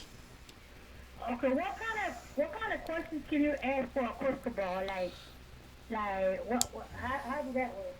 Well, the crystal ball would work by I would focus my energy on the ball, and the ball would reveal to me some things, and then I would relate them to you. A lot of times the crystal ball is actually energy. Some people do see real things in a crystal ball. Some people do see images and other things in crystal balls. I get a intuitive sense from the crystal ball. There are some times when I have seen clouds and other things in the crystal ball. I have seen images and shapes or gotten images in my mind from touching the crystal ball. It's kind of like tarot cards, only the crystal ball is telling you what's going on with how you feel, the images you see either in yourself, in other words, in your head, or you feel it in your body, or you do see it in the ball. Now, I have seen odd images in the ball, and a lot of it is what I call deciphering the images. It's kind of like dream work. Somebody will tell me, or I will see in the dream work, somebody tells you about their dream, and you take the symbols and what they see and everything and put it into a reading and tell them what's going on. In the crystal ball, I see the images and stuff, or I sense them in my mind, or I get my feelings in my body, and then I interpret it to you. I haven't done one in a while. I think the last time I did one was recently at a fair, at kind of like a little psychic gathering type thing. Sometimes it is energy taking out of you. In other words, you're very tired afterwards, especially if you do continuous readings. That's why I like to schedule a reading with somebody. And it's not quick like tarot. A lot of people think that the tarot readings are slow or quick. What's the tarot reading? What's that? A tarot reading is when I read the tarot cards. Okay. Yeah, that's the and like that. Some tarot readings can be quick, 5 minutes, 10 minutes. A crystal ball is at least 45 minutes for me. I have to sit with the client. I have to study the ball. I have to study with the client. I have to talk to the client. It's not something that can be done, boom, they're out of there. And that is why when I have charged for a crystal ball reading, I like to charge for that time period instead of the reading. Basically, it is the time period that you're charging, not necessarily the reading. Now, in a crystal ball reading, unlike the tarot reading, I could tell you something now. In a week from now, you begin to see it happening. A tarot reading, I could tell you now, and it talks about the past, or it talks about the future, as in you know that something's related to something. For instance, if you're giving a love reading or something, you'll say something and somebody can relate that to their lives. The crystal ball reading, maybe I see something today, we talk about something today, it could happen a week or 2 weeks down the road. It's not so quick. It's not quick in giving the reading, and it's not quick in the information of the realization of the information into your life. And sometimes tarot readings also lead into other things being seen in your life, like if there is spirits, or if there's negative energy, or if there's any imbalances. And I do know crystal ball readers who can read your entire aura structure and tell you what's really wrong with your body. But I'm not to that point yet.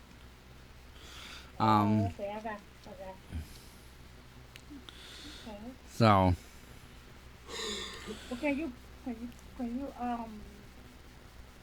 what else about to say? What else do you do? What else do? I do paranormal investigations. We do the show. I also do cleansings and clearings and exorcisms. That's banishment of negative energies, banishments of demonic energies, demonic influences. It is very dangerous work. Yes, that is. Clearings and cleansings. Now, a clearing is getting rid of something. A cleansing is maybe you moved into a new house and you want it cleansed. A cleansing can also be maybe you have done something and you want to make sure nothing's going to happen. Maybe it is you've gotten something, and we will cleanse the object for you. A clearing, on the other hand, people don't realize that a clearing is getting rid of everything negative, everything demonic. So basically, a cleansing is more of a blessing and a ritual to make sure that everything is okay. A clearing is actually getting rid of the stuff and work, and sometimes it takes weeks. I've had a clearing that's taken up to 2 months to help somebody. Oh my God, really? Mm-hmm. Okay, so what's about these? As I take a quick drink here. Yeah, go ahead. What are people trying to do about this? Why they investigating on? Why are they investigating cryptids and Bigfoot and aliens? But because people haven't seen them. It's a cryptid. It's well, I don't know. I mean, the caller earlier brought up a good point. How do you see Bigfoot? Where can you see them? How to see them? No, I'm talking about. When are the aliens coming? We're not sure.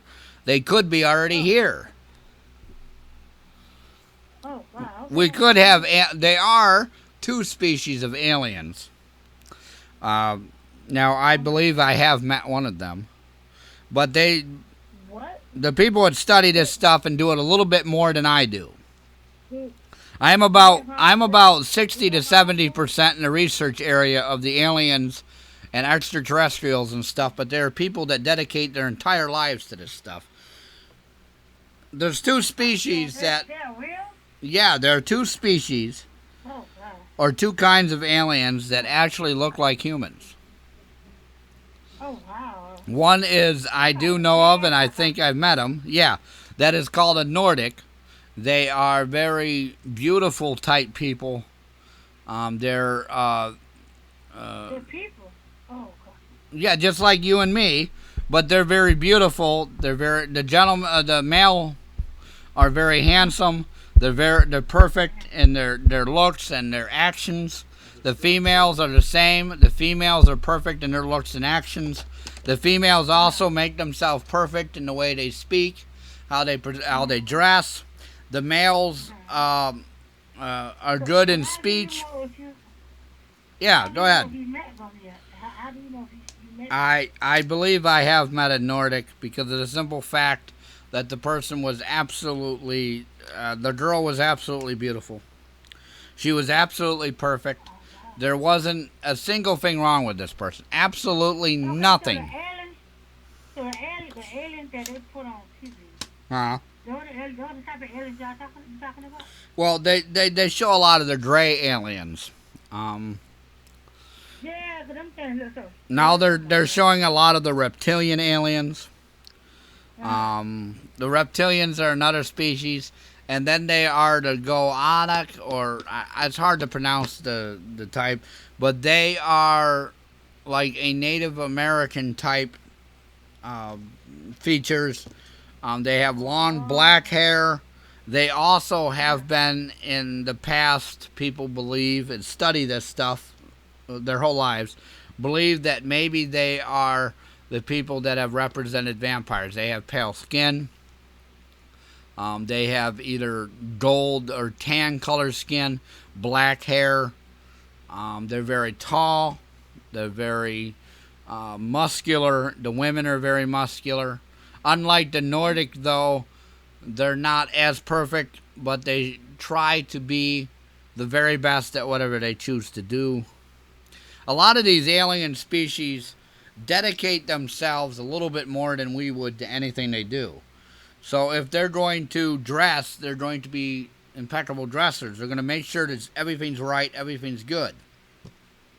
That's the only 2 species right off the top of my head that I know about that actually could pass for a human. Now, there are other species. There are even stories of ogres and orcs and trolls, not necessarily on that list, but the ogres, the orcs, the goblins. Actually, now that you bring this up, now that you bring yeah, this up, there was board man. yes, there was back in the time when they told about Atlantis Uh-huh. falling into the ocean, that Yeah. the people did not actually die in the ocean. They actually just evolved in. Yeah, well, what he's talking about is evolving into the atmosphere. There are. They were told to be called mermaids, but we actually believe nowadays that they've just. Well, there is the aquatic evolutionary theory that comes from what you're talking about. Yes, but do you actually think that they have evolved into mermaids, or are they more into the alien history? Well, see, Or do they just. the board guy is talking about the aquatic aliens as well as being humans. The mermaids and stuff are humanoid too. Yeah, okay, yeah. My name. But what I think actually anybody wants to know, think about aliens is, I've never heard directly, other than people being abducted aboard alien craft. Or being probed. Well, no, I've never been purposely hurt. Now, scientific research, they have done things that have injured people, but they were researching. So they haven't really come down here, gotten out of a big craft, shot lasers at us, and tried to take over the world Kind of like the one. in the herding type thing. But I believe in their research they have injured people. They've purposely taken animals. They've done things to animals. Dissected is the word. Mutilated is another word. Fussed with, manipulated. They want to see how it actually works. But I don't think any of this stuff is purposely. Maybe it is. Maybe it is on purposely done to try to take us over or injure us. But I don't think so. And if there's anybody listening to me right now in our archives, in our iBlog TV chat room, on our Facebook, anybody is listening to my voice right now, and you are of one of these species that I'm talking about, I'd love to have you come on the show as a guest, or I'd like you to call into the show. I don't believe the caller right now, the second person from South Carolina that's called today, is an alien. Are you an alien? I don't believe you are, because the person at the board just said check with the caller. You're not an alien, right? Okay, no, good. Why do you want me to check with the callers? I'm talking to the guy on the board right here. Why do you want me to check with the callers to see if they're aliens? Of course she's not an alien. Maybe, I don't know. Maybe she... Yeah. You never know. You never know. No, I never been to another planet. No. I didn't think you were, but we never know. We got to check on this program because we have had weirder stuff happen. Oh, goodness. Oh, yes. So, okay, what about the money? Now, they really that show the financial part of little money. I don't know how they're real. They aliens, I believe, are. I have no reason to believe that in this universe there is no other species out there. I just can't believe. And if the 50% of myself that says that this is a flat world and we don't live on the earth and we're a flat world and we have a hollow earth, that whatever is in this world has ever been found. So there could be something up that's already on the earth, that's living on this earth, that's terrestrial, that has been found that we just haven't found yet. Because there's species. Dinosaurs, absolutely. There's still dinosaurs out there. I don't.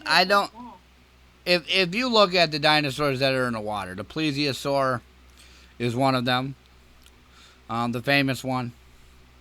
Long neck, side flippers, long, short tail, long tail.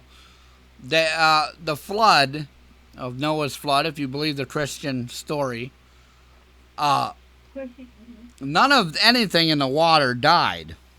Everything in the water survived. And if he took 2 of every living animal, he probably took 2 eggs from the dinosaurs, 2 eggs from the birds, 2 eggs from the fish. But anything in the water survived. So all the dinosaurs that lived in the water survived. And there's also large sharks being seen now, which personally I just think they're larger sharks because they're growing bigger. There's a lot of animals that come in the water, such as lobsters, that if you keep feeding them, they'll keep growing. Yeah. Spiders are one of them. You keep feeding them, they keep growing. Snakes are another one, any of the reptile species. But boa constrictors and pythons and anacondas, by the way, an anaconda is a boa family, by the way. So the boas and pythons, the constricting snakes, will keep growing. Cobras are another one. They keep eating, they keep growing. Their metabolism will keep going. Their bodies will keep growing. Pretty soon they'll just die because they're too big. And there's not enough food to feed them. But if you kept having a snake in an enclosure, and you were in charge of its meals, and you fed it 5, 6, 8, 9, 10 rabbits a day, you know, it'll grow. I've seen one. I've seen a snake that was about 10 feet long. It was an anaconda, and she was a young anaconda, and she was still growing. Now that you mention about that, Wade, You know? there was a tarantula that grew to be about 6 foot tall. Well, see what you're telling me about these 6-foot tarantulas and these big Goliath tarantulas. There's believed to be spiders in the woods of the Amazon and Africa that are as big as cars. That's where they found the first one. In Vietnam, during the Vietnam War, I have personally spoke to people that have seen spiders as big as desks. I've had personally talked to people that have told me they've seen spiders as big as a hood car. The whole thing was the size of his Jeep's hood. Oh my God. I've seen people that discuss stuff in Vietnam. The gentleman said that there was a large snake, that they were told to stay away from this one area of the wetlands down there, a swamp or whatever it was, because there was a snake that was almost 25 feet long in there. Now, I believe it in the Vietnamese jungle, there could be anything. In the Amazon jungle, in the African jungle. I believe in Russia even, or India, or China. These large land masses that have woods that nobody's gone into, or if they have, they don't discuss it. They're believed to be flying birds, thunderbirds, or pterodactyls, or pteranodons, or whatever you want to call them, flying around in Africa. There's small T-Rexes that are believed to be allosaur-type dinosaurs that are in the jungles of Africa. I still yet to see Godzilla. Not talking about the Triceratops, the Stegosaurus, and the Brachiosaurus, or the Diplodocus, whichever one you want to call the Brontosaurus when I was a kid. But these natives see these things, and they tell the researchers, and they tell the scientists what they see. They tell them what they do, what's going on, and so these natives are not lying. They're not out to get any fame from these scientists that I know of, that the scientists know of, that anybody can figure out. So they come with dinosaur kids books, and they point out these dinosaurs, and the natives say, oh yes, in their own language, and their own words for them, and their own names for them. And that's how they got. The coelacanth, the story of the coelacanth was a researcher went to Africa and got one. The reason he got one in the first place is it was offered for a meal. And he looked at it, and he said, that's a coelacanth. And they said, oh no, we caught it. And the story goes that he walked out into the water and he saw them. They had 2 of them or something captured to eat. Oh, wow. The coelacanth has been extinct for 1 million years, and these people are capturing them. Well, And trying to eat them. and eating them. Not trying, eating them. My board guy just said and trying to devour them. No, they've been doing it. Well, I don't think I would last, believe it or not, in an African jungle either. I just don't think I would last. I don't think if I went to any of these jungles or mountainous areas that I just mentioned, China, India, Africa, South America, Russia, I don't think I would last in the wilderness. I can't even last going on a camping trip in our own woods here in a state park, let alone going on an expedition looking for dinosaurs or Bigfoot or anything. I can't even last on a camping trip without TV, without the internet, without a bathroom that's not shared by everyone. I'd have to have an RV, a huge concert living in bus to get me to go camping again. It was I'm not going to say it was a horrible experience, but it was a very demanding, tiring experience for me. And it was not, especially when you hear coyotes barking at night, or you hear dogs and bees and animals around you, and you don't know if the shadows that are crackling of the fire, or if there's actually big dark shadows around your campsite. And not to mention no, I was with a friend, and not to mention the place that we were at was known to be haunted. The state parks area that we were in was known to be haunted. And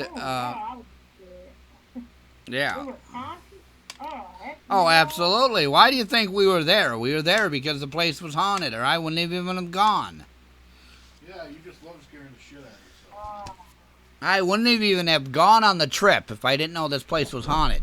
And if I knew what I would have to do there and how much frustration and stress I would have. I had to cut some wood to stay warm. No, that's not me. If you pay the electric company for your heat and your gas. You don't go out there and get it yourself. Look, listen, I shop at the supermarket because I know no animals are harmed, and I know that my food is prepared for me. I don't have to kill any animals. I don't have to do anything. I go to the supermarket. They have the fare that I need, and that's the way it goes. I don't have to grow anything. I don't have to kill anything. I don't have to do anything to anything. Can I just say something without being ironic? Wait, can I just say something without being ironic? Yeah. No, I don't think I'd never go. I don't think I'd never go camping. I'm scared of those things. No. Well, if I told you the other stuff I had to put up with on a camping trip, then... Yeah, I'm kind of scared to go camping. You're scared to go camping? Yeah. Oh, yeah. All right, well, we got a few more things to get to here. So, I don't know where our caller went. Anyways, folks, talking about camping trips. Yes, folks, it was very demanding, my camping trip. And by the way, as I start talking about camping trip and demands, we have to take our next break. So while we're on break, we will make sure all the calls work, make sure everything goes well. 607-238-3816 is our phone number. www.brotherwade.com is our website. Folks, we'll be right back right after this. Welcome back. All right, folks, welcome back. Wonderful, wonderful break time there. We're back for the third hour of the program, ladies and gentlemen. I guarantee you the third hour probably will not be as boring as the rest of them. The rest of them were not that boring. However, we did get a few people in the iVlog TV chat room saying they couldn't hear us. So we decided to pull a little strings and make sure things work here a little bit better. And as I light another cigarette, see, every hour I light a cigarette, and hopefully it'll go for the hour. Sometimes it does, sometimes it doesn't. And if you're wondering about my health, don't worry about it, okay? Just don't worry about it. All right? So, talking about the paranormal investigations, talking with our two callers. Our second caller went a little long. I don't mind it. Number to call in is 607-238-3816. The website, my website, www.brotherwade.com. And we went a little long, and they brought up two good points. The first one brought up, why can't we see these things? Bigfoot's, aliens, and stuff. And the second one said, are they here? And was really worried about them being here and hurting us. And I don't think they have. And I alliterated that before the break, that I don't think they've come here to hurt us deliberately. Some people say they've abducted them and done wrong things to them and scary things, but in the name of research. And somebody pointed out in the iVlog TV chat room that maybe it's not in the point of research. Maybe they're honestly hurting us, but I don't think they are. I don't know. If you're joining us for Facebook right now, we just came up on Facebook. Welcome to the program. If you're joining us on YouTube in the archives, welcome to the program. If you're joining us on the iVlog TV, welcome to the program. Anywhere you may be listening to my voice, welcome to our program. Welcome to the third half. Yeah, we just had a few readings done by Lauren during the break for our iVlog TV audience, which is special if you're here on Facebook, if you're here on iVlog TV. Sometimes we give tarot readings, we give rune readings. He did his rune cards. We do crystal ball type things.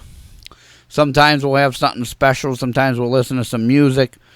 Whatever it is, you get, while we're on break, you get to stay with us. Okay, the rest of the people listen to the advertisements.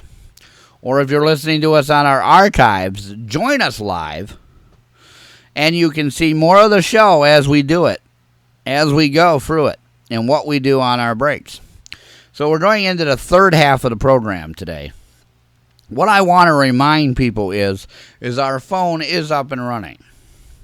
But we've had a few people call in. We couldn't hear them, or they screamed it in the phone, or they wanted to talk about stuff that was off topic. We are beginning to screen our phones. We are beginning to make sure our callers are decent. We're beginning to make sure our callers are well in the head before we put them on air. And I'm telling you right now, folks, it's going to become even better as we go along. Now, earlier, I was discussing the paranormal field in depth, a little bit, at least from my standpoint. And somebody sent us an email. You can send me an email at cwlawrence01@gmail.com. cwlawrence01@gmail.com. Or through my website, www.brotherwade.com. That's www.brotherwade.com. Anyways, he sent me an email, and the person is very angered by the fact that I'm letting trade secrets out. No, I'm not letting trade secrets out. The second email I got 3 of them today. The second email I got is from somebody that said that I was wrong about the EVPs and that not everybody are listening to them as they go along on their cases. And I pointed that out. They're not. It's certain groups, I've seen it in YouTube recently, and I've only seen it once during a joint network, unity, whatever you want to call it, type investigation. They listen to the EVPs after they do them to see if there's anything on there. And the third email was telling me that the show is doing well, which I appreciate. I always appreciate the people that like what I do here, like our shows. It's very hot here. We have a fan. I don't have air conditioning. I don't do well in air conditioning. I never have. Poor Lauren over there on the board is just dripping with sweat. He's got a bucket of sweat over there he's probably going to throw out the window later. Or throw at somebody tomorrow in a squirt gun or something. Anyways, what do you want to talk about? Let's open up the lines in the third half. Let's get the lines open. We got 6 of them here. And let's see what you want to talk about. Maybe you have comments about what I've said during the program. Maybe you want to insult me because you don't think I'm right about how I do things in the paranormal field. That's always possible. And if you are listening to the archives, or you're listening to this at a later date, leave comments. Let us know what you think about what I've said. I'll act like I care if I don't, okay? Because I do care. I do care what you people want to hear on this program. We don't. Do we have a? No, we don't. Okay. The phone sometimes flashes into funny stuff. But some people in the iVlog chat room are here. I want to welcome somebody very special that we have with us today. Medium Ruth. Ruth has joined us. She is a very dear friend of mine. She's a very dear friend of this program and everybody that's involved with it. I have had Medium Ruth as a friend ever since I was in the other networks broadcasting. And now we're in iVlogTV.com. We'll also do it live on my Facebook for everybody to see and hear and enjoy. Medium Ruth, I thank you for joining us tonight. And it's a pleasure to have you with us. Other people, Linda is watching us on Facebook. Mike is watching us on Facebook. Earlier today, Dave stopped in the iVlog TV chat room. I didn't mention him earlier because I was on one of my rants as usual.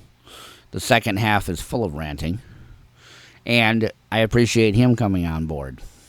If you want to share this with your friends, let your friends know that we're here. We are going to try to be here every Tuesday and every Thursday as much as possible. Thursdays are our definite day for the Paranormal Show. Thursdays are definite. We're going to be here on Thursdays. Thursdays at 8 p.m. Eastern Time. I don't know what that is somewhere else. It could be 11 o'clock, I think, in California. So if you're on the west end of the United States, it'll be, 3 hours, 5 o'clock. If you're here on the eastern side, it's 8 o'clock. And in the middle, somewhere around there. Or if you're on our Facebook, you can just catch us there. Join my Facebook if you haven't already. iVlogTV.com is where our main chat room and our forum-like area is, where we broadcast the show. And when you do that, again, let me iterate, you get to see other stuff happen because you're part of the entire program, where normal people just listen to the show. They hear my voice. Then they hear ads and stuff on our breaks. They don't get to see the behind-the-scenes stuff like you do. So what's on your mind today? Again, what's on your mind? Reiterating the things about aliens. The lady brought up some things. Are they really here? Are they amongst us? And I thought it was a very good question. Question that I have thought of many a times.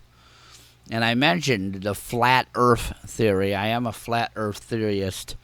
I think I'm 50% on it, 50% on it. I'm definitely a hollow earth type person. Believes in that definitely. And I said, what happens if they're already here? They're terrestrial-based alien creatures. What happens if they're living among us and we're searching for the stars for these aliens? And we have them here on Earth with us already. Or they visit us and we don't know it. And I discussed the two kinds that are here. And somebody in the iVlog TV chat room was laughing when I mentioned the Nordic and made the comments about the Vikings. And it brought up an interesting point that the Vikings do have stories of blonde-haired people. Now, the Nordics are not always blonde. The majority of them are, but to tell they are, they're extremely beautiful people. They're, as I yawn through my sentence here, they are perfect in every way. And any of the alien species that are here that try to duplicate the human race, the humans that are here, are perfect. They try to do things better than us. They try to do them stronger than us. They try to do them with care. And that's now different for the Nordic. And the reason I bring up the Nordic is because somebody was talking about them in the iVlog TV chat room. There are two races that I mentioned tonight.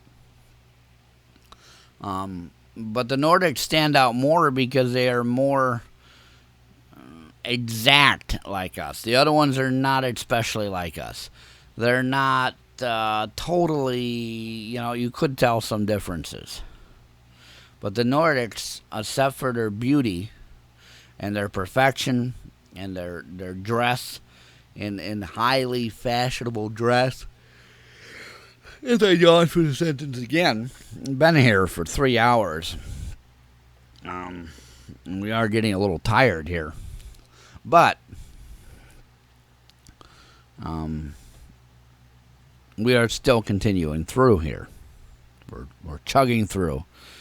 And as I said earlier, the dress that they wear, or the clothes they wear, not dresses. The females do wear dresses. The males wear pants and a shirt. That's another thing you can tell about the Nordics. They will not divert from their sexual gender, if you will, male or female. And I believe I have seen them. I mentioned earlier that I've seen them. I mentioned earlier that I may have had contact with them.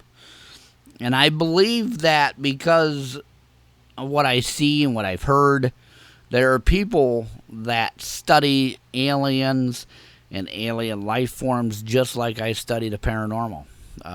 24 hours a day, 7 days a week, they dedicate their life to it. I have a few very good friends on Facebook.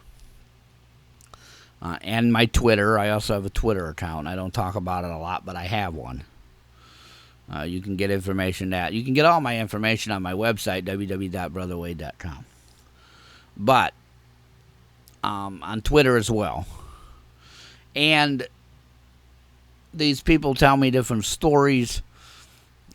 We share different stories, and in their stories are stories of aliens that look like us that are walking amongst the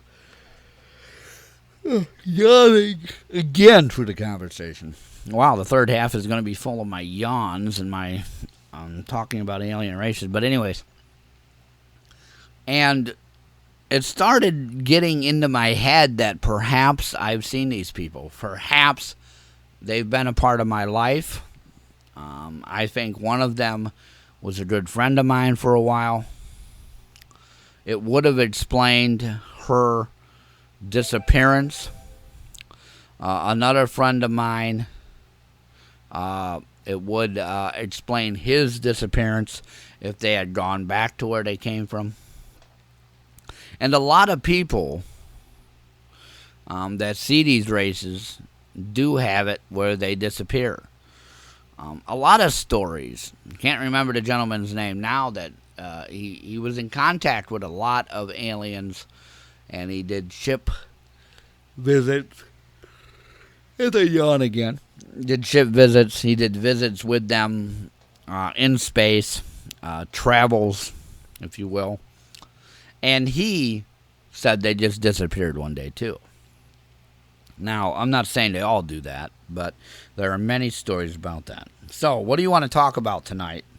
Or do you just want to hear what I have to say? 607-238-3816. I think we got some feedback on Facebook. I'm not sure. I hope it's good feedback because I can't see anything but who's watching and my screen here. So, I don't know what somebody said. I don't know when they said it. I don't know why they said it. If it's not good, I'll take it down later. I leave these videos up, by the way, all week. I don't ever take them down. I did take one down because the comments were... people just are mean. People are mean, and I'm talking about my Facebook here, folks. People are mean. People are mean on YouTube as well. So if you're listening to my voice later on down the road, do not be mean. Okay? If you don't like something, just go about it. Because it's mean and rude to say the comments you've said. Now, I'm not saying everybody does it, but people have done it. It's part of life, I guess. It's something people do. It's something people want to do.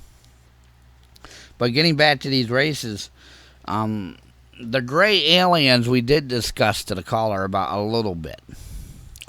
And somebody did in the iVlog TV chat room mention gray aliens. And yes, I do know they are the prevalent one, the one that people like to discuss, the one that people want to, have. The one that has done the most abductions, the most contacts, the most, what do you call it? The most appearances, if you will. And, of course, Hollywood ups all of this stuff. And, of course, The Good Show, a great, wonderful program. The X-Files featured a lot of them. But The X-Files also featured another alien race that I guess were cloned. Somebody is a yawn again. Somebody mentioned that, and I skipped over it because I didn't want to talk about X-Files. I didn't want to talk about the television program, but now that I mentioned it, they did have another race in there. But again, that's Hollywood. That's TV. That's show. That's entertainment for you at home. It might not be the truth. Now, we do know now that it was the truth, or, 50% of it is. My website, www.brotherwade.com. We're up here at Facebook. We're up here on iVlog TV. My phone number is 607-238-3816. We got to go on our first break of the third half, and it may be the only break on our third half. I'll see how many breaks we've taken. We are required to do at least 4. So, folks, we will be right back right after this. All right, folks, welcome back. Wonderful little break, and I did get a drink, which is probably pretty good because my throat was getting dry. So what's on your mind, folks? What do you want to talk about? 607-238-3816.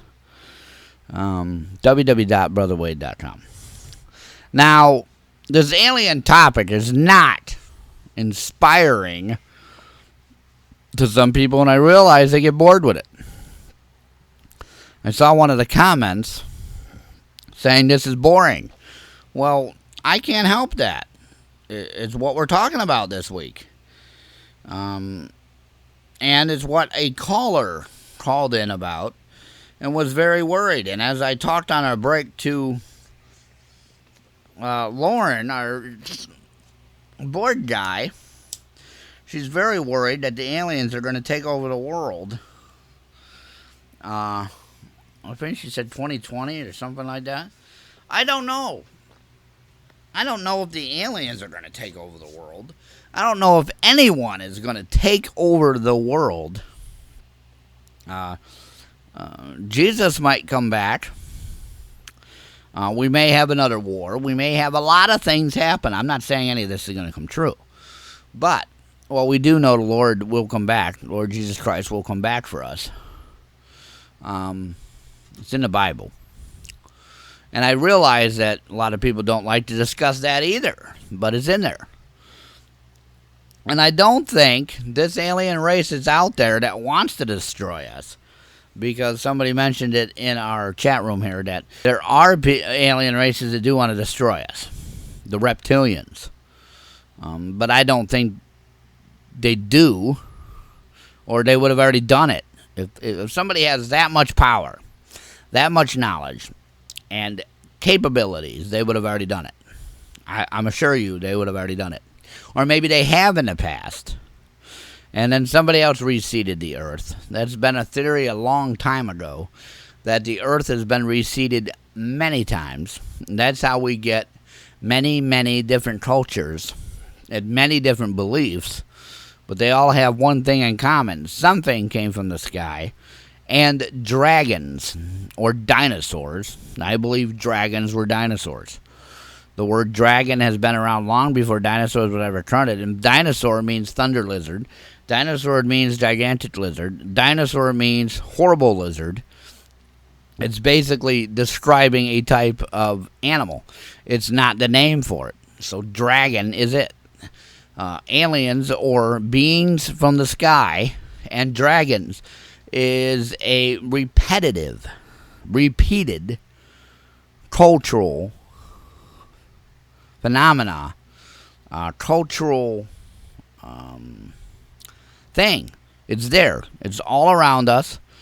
It's been there since the earth was made, perhaps, or made more than once in this case, or seeded more than once in this case.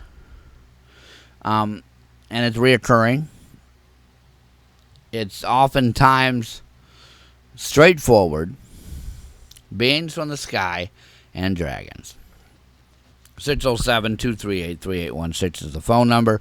www.brotherwade.com is my personal website.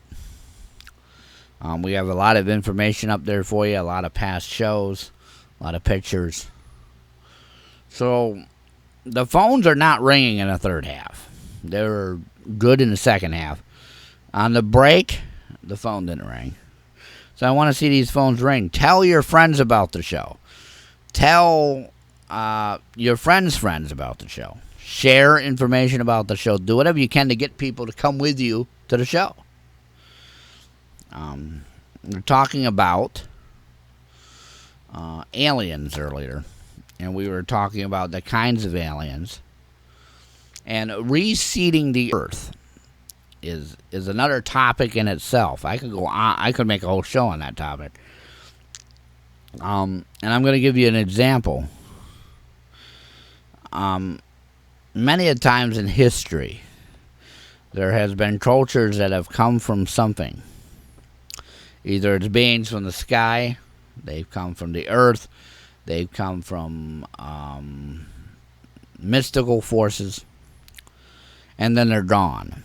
The Aztec, the Mayans, the Egyptians, some of the Greeks, Atlantis, some of the Vikings, some cultures in Africa, some Asian cultures, some parts of India have legends of this happening. And they'll come, and then they'll go. And many a times the earth has been filled with things and their stories, and then it's gone. The Bible has it about 3 times, to be exact. Other cultures and documents and books have it. So it's another reoccurring thing. So it's there. People just don't want to discuss it. And that's why I'm here. I'm here to discuss it.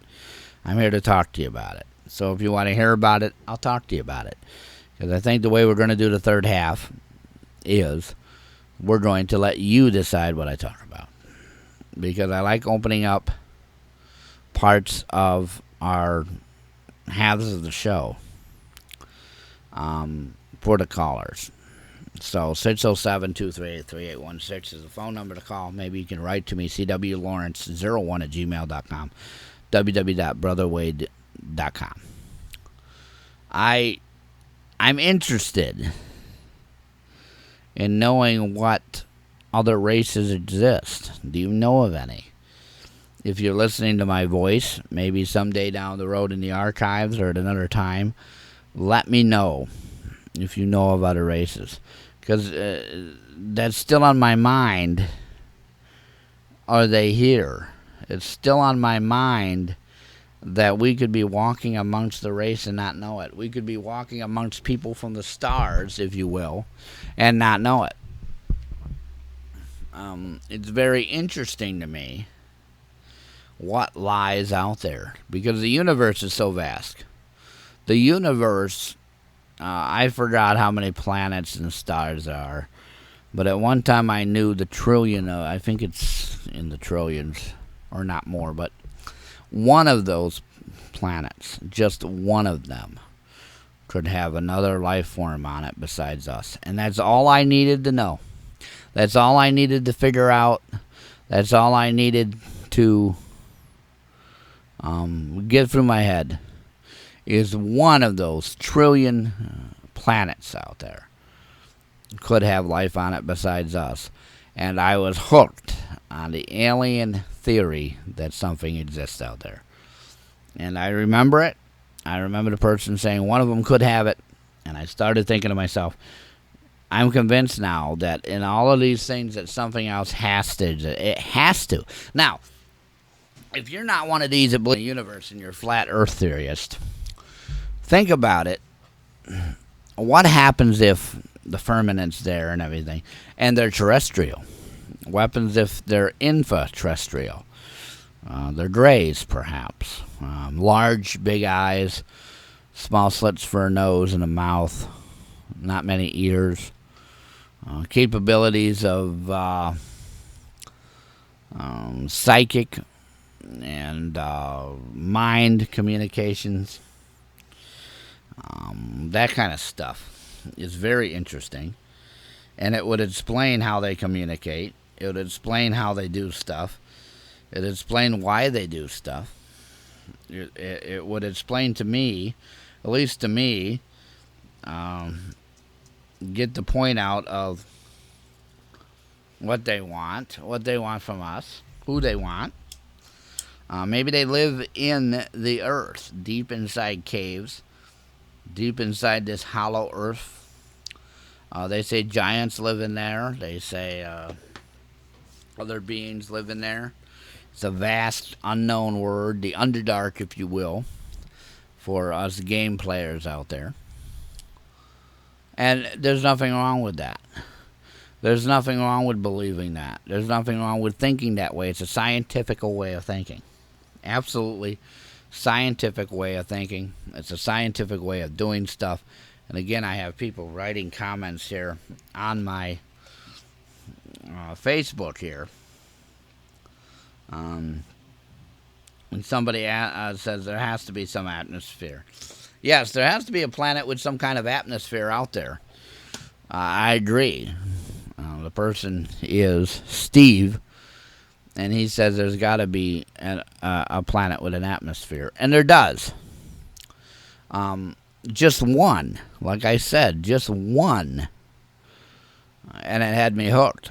But folks, what kind? We have Hawkins. We have the guy from the New York City, Michio Kaku. I hope I said his name right. We have the other guy that took over the Cosmos there show. Forgot what his name was. Carl Sagan, when he was around. We have Bill Nye, believe it or not, believes in some life forms. But these are there's many scientists that believe it. Einstein believed it. And if you get into the science of stuff, and you get into medical, honest-to-God medical science, and you think about what could be out there, or what's on Earth.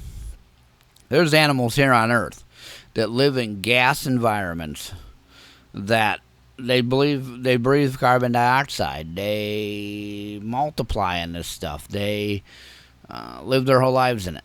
They live in atmospheres that we can't. Deep, dark oceans that are freezing temperatures, that equipment starts to fail in, and there's life there. So there could be life anywhere. We see Saturn's moon. Now Jupiter's moon, I believe it is. And I forgot the other number of the other planet they found. See, I used to have all this written down as I yawn for my conversation again. I used to have all this written down. I just don't. But Europa is coming to mind. Ice planets, ice moons that have atmospheres of the original forms of life. Now, what happens if, and this was debated a long time ago in a Christian debate, if God created Earth and somebody else created something else, would that have been brought here? It was a fun debate. It was something, a spirit of moment, fun thing to do. Something entertaining to debate about. But we see the Egyptians, for one, African cultures believe that they came from the sky or beings brought them here.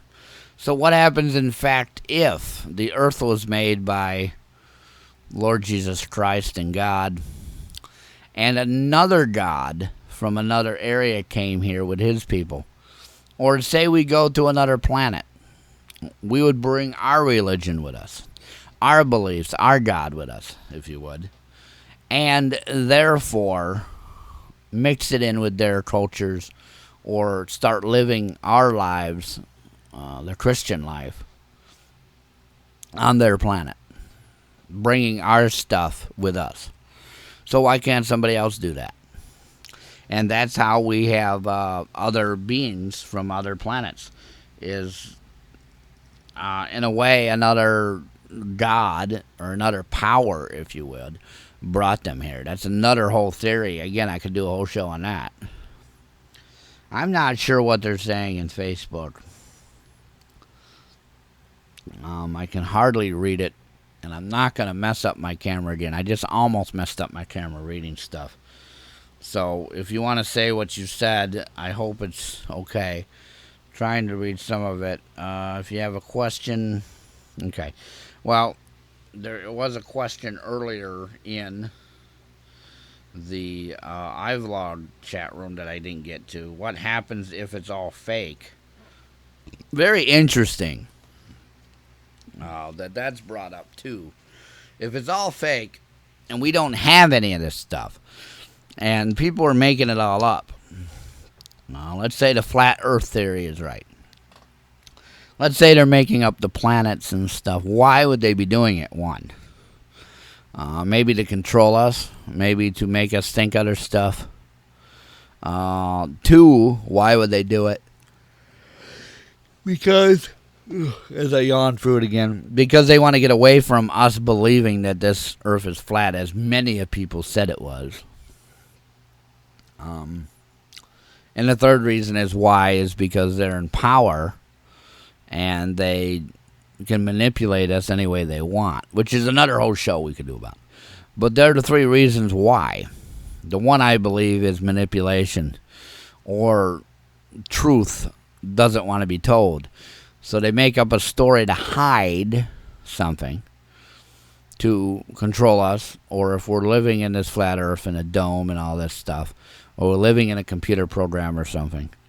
They made it to keep us going so that it will continue. Whatever their project was would continue. Whatever they want to happen will continue. And again, we've seen it.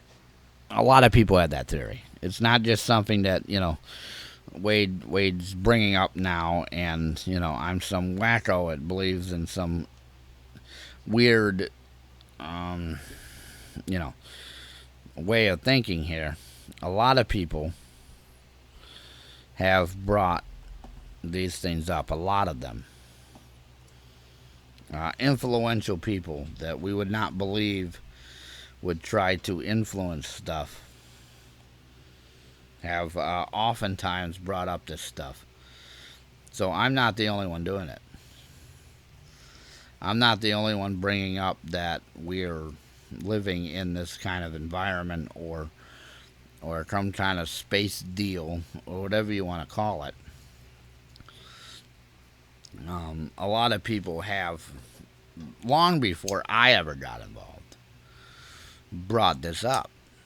And I'm kind of babbling on about it, and I'm going to repeat it again, but it's just part of life now for me and many others who research it, that this stuff exists. What do you think about it? 607-238-3816. Nobody's calling. I don't know if the phones are working or not working. Warren checked them earlier, and they were. www.brotherwade.com. cwlawrence@gmail.com. cwlawrence01@gmail.com. So, I don't know. I don't know why, if somebody was trying to control us, though, they would come up with scientific data. A lot of the scientific data confuses me. But in time, scientists who went with the system, if you would, the system of science, the system of doing things, the system that they placed there, the scientists that went along with it prospered. The ones that fought it didn't. So that's kind of peculiar to that too. And here's something else. No one wants to fry from the mainstream. If for, hundreds of years, let's say 200 years, you've been teaching this one thing, and all of a sudden somebody wants to come in and teach something different, that's not looked upon very well. And some of these thoughts and some of these things that people have, as I light my second cigarette, I only said I'd do one, but I have two here. So as I light the second one, if people come in and start doing this, and so, like I just said, some of these ideas are off the wall, and they would disrupt stuff, and they would confuse stuff. As I puff on my cigarette, and I begin to cough, would disrupt stuff, would interfere with stuff, would prolong stuff, would jeopardize, maybe the word is jeopardize, stuff. And we don't want that to happen. I don't want it to happen.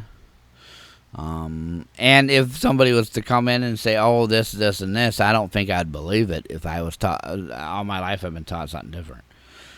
The biggest thing would be if somebody came in and said, well, the Bible, the Christian belief you're in, and all that stuff don't exist, and here's the proof.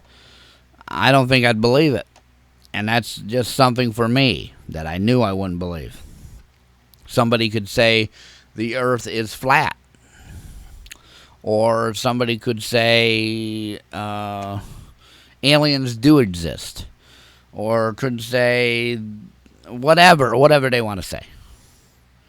It would jeopardize and risk, maybe, harm. I don't know if it would harm somebody. I don't think people would go nuts. A lot of people say, well, they're going to disclose aliens, they're going to disclose UFOs, and people will go crazy. That's why they hold. I don't think they would. I think people want to know the truth. They want to know what's happening. So their mind is open enough so they want to know the truth. Other than that, they don't care. They want to know that it exists. They want to know... I'm trying to think of the word here. They want to know the structure of the truth. They want to know the backing, maybe. Maybe the word's backing. They want to know the backing of things just enough so they know that it's right. The right way to think, the right way to do stuff, the right way to look at things, the right way to know things. And they don't want to know anything else. So if you said aliens exist, UFOs do come to the Earth, they would say, okay. And that was it. They don't want anything to know. All they want to know is the truth. It comes, okay, whatever. You deal with it. And people like that. Then there's people like me, well, what did you find? What did you do? Why are you hiding it?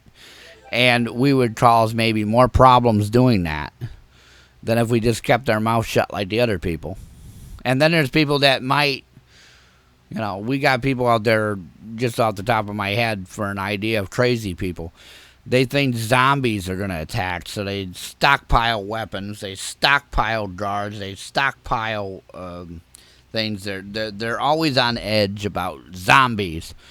I think maybe a few people would be like that with aliens. They would try to defend themselves. They would try to defend what they want. They would try to have what they want and have what they need and do it their way. But I don't think the majority of the people are like that. I don't think the majority of the people are thinking that. I don't think the majority of people are that way. I don't think the majority of the people are going to do that. I don't know. I could be wrong. I could be very, very wrong.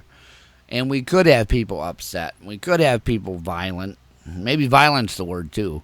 Be violent, be harassing, be unorthodox about their ways of behavior.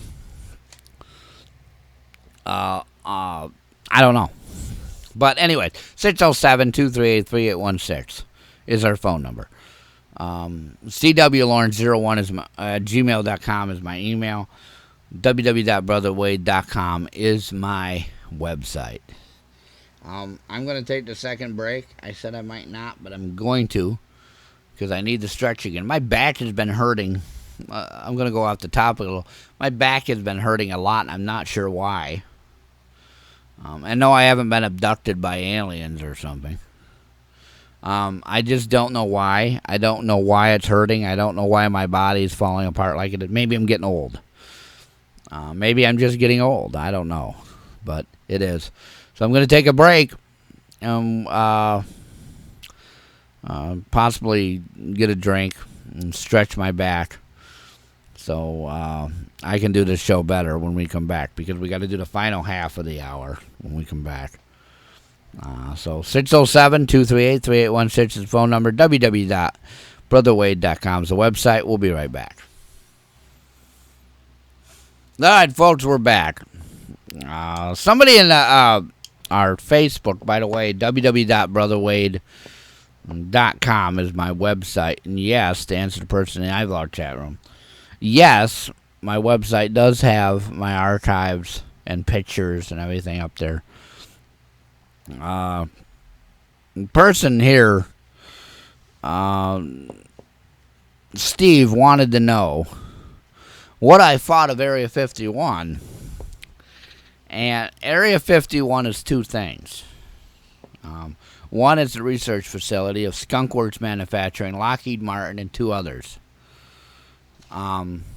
They are manufacturing and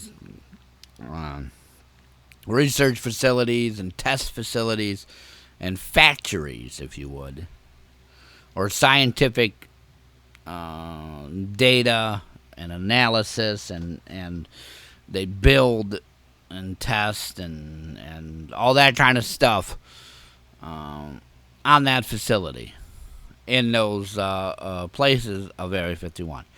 That's the first thing why it's secure. Okay.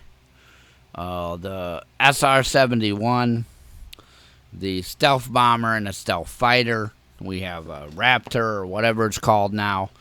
There's another one. All I know is it can lift off on the ground because its thrusters can face down or up. We have two helicopters, including one of the Black Hawk type. And I forgot what the other ones are called. They're fighter helicopters. They have missiles on the side of them. They have all come from that facility or been predecessors or undercessors, if you would, of what came out of those facilities. The SR-71, I don't believe, is still used. And I don't believe one of the attack helicopters is still used. I think they've replaced it with something else. Or its use was used and then not, In the Gulf War, we saw a lot of stealth. We saw a lot of attack-type aircraft that are not used anymore because we are fighting a different war. The second part of that facility is a biological, or they claim it is, or this is what the definition of what they've told us, and declassified information, is a biological housing or captive facility. And that would house waste, it would house disease, it would house, I don't think any living human being is there, but it is there to make sure that these things are not, the wrong hands don't get them. There's another facility in California. There's one on Montauk Island. Is believed to be a biological test and housing facility. There's one in Florida. And we know that the NASA, or the plant that NASA owns in Texas, is said to be a research facility like Area 51 and a housing facility. That's the two things that I know of Area 51. It is heavily guarded, obviously. I can take you to two places right now in my own area that has more security than Area 51 does. Because people still get pictures, and people still fly over. People still get in. So obviously there's something going on if they're still doing this stuff. Or they're letting them do it because they know what they're going to see is nothing. It was rumored up to 2015 that 2 UFOs, or alien craft, one of them was believed to be a big triangle. The other one was a flying saucer, quote-unquote saucer type, disc-shaped one, in that facility. Now, I wouldn't doubt that they didn't hold stuff there. I wouldn't doubt that they did back-engineer stuff. I wouldn't doubt that if an alien spacecraft does land, that they wouldn't take it there. It's a big facility. It has the capabilities of the research they need to do. So why wouldn't they? The place in Florida, NASA, Florida base, if you would. It's a museum and other stuff, and I believe that something like that would also be taken there. I don't think the government would have gone from New Mexico into with a crash at Roswell, New Mexico. The nearest base was Area 51. There's also 2 other Army bases, and there's one in Texas. There's one out in Nevada, Nevada, California area. So I wouldn't doubt that they would have picked the nearest place they could have done something with and taken it. But I know, and I'm not going to say it on this program, but I have on previous programs. Sorry, folks, you'll have to go to the archives of what happened with the so-called alien craft crash. I also know what happened with another one. And if this jeopardizes me, or I've had shows shut down before because I mentioned UFOs and all that stuff. So I wouldn't doubt if we get shut down again. But I'm going to tell you that it is not owned by our government. Our government contracts, and I've explained this before, but I'm going to do it again for you, Steve. All right? What happens is our government contracts separately through other companies. It's like, for instance, a paving company contracting with a construction company to come in and uproot a road with power shovels and bulldozers so they can pave. In this instance, the government contracts somebody else to make them stuff and then research the stuff and then get back to them on their findings. And the government has a lot of contracts. In fact, the company that takes the Marines to Paris Island is a contracted company. It is not a military bus. Every year contract goes up. Greyhound, I believe, and I believe another coach touring company has the contract right now to bring Marines to Paris Island.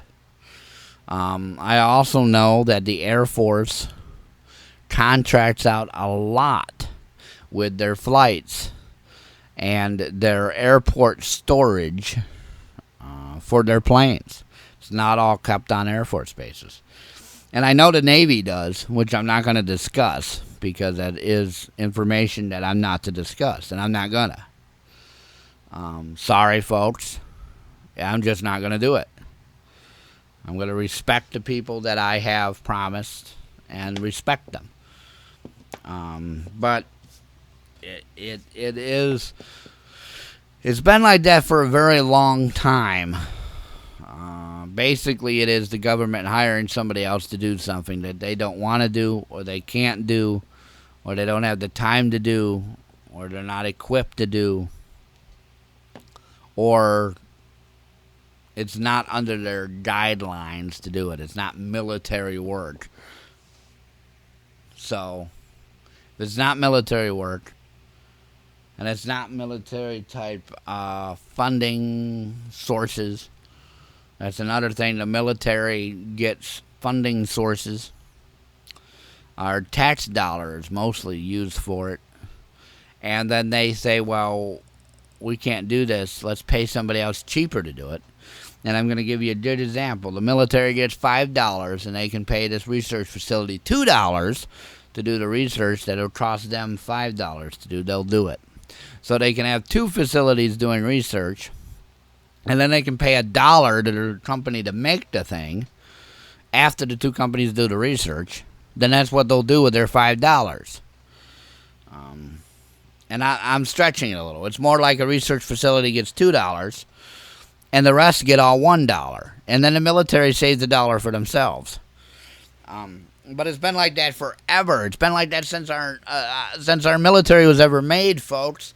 It's not going to change. But I hope that answers your question, Steve. I went over a few boundaries telling you something tonight because I wanted you to know. And if you ever want to know anything, either send me an email, find me on Facebook, or find me in person. But there's only so much I can still review that time, too, because it's going to be the same stuff I tell you on this show. I'm going to tell you in an email, I'm going to tell you in a message, I'm going to tell you in person. So it's nothing than what I just told you. All right? Maybe in person I would sit down and have dinner or something, or meet you at the diner and have a meal.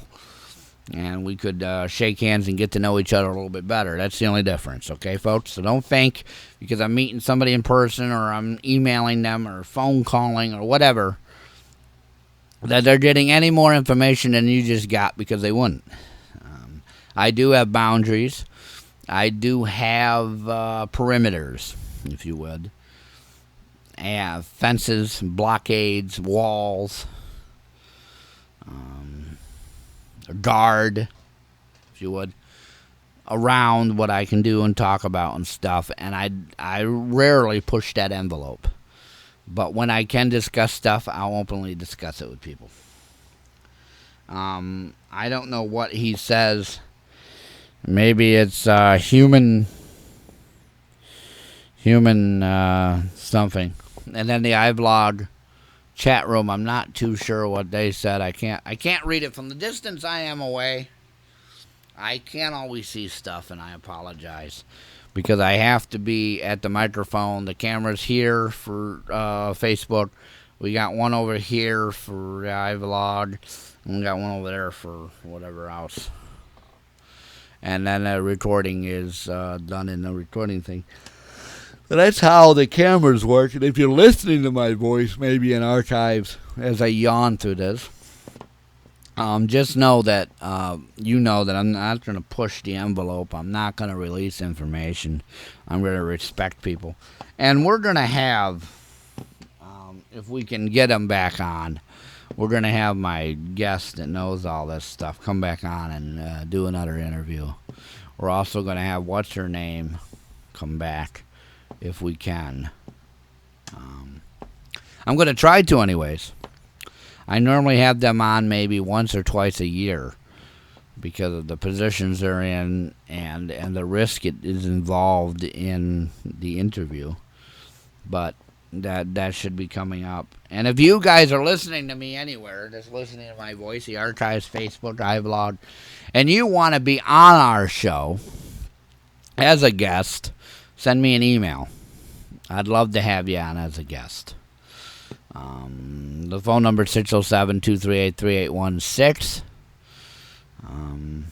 Our website is www.brotherwade.com. Email is cwlawrence01@gmail.com. And I think this is going to wrap it up for this week's show. I think we had a wonderful show this week. And I will see you all next time.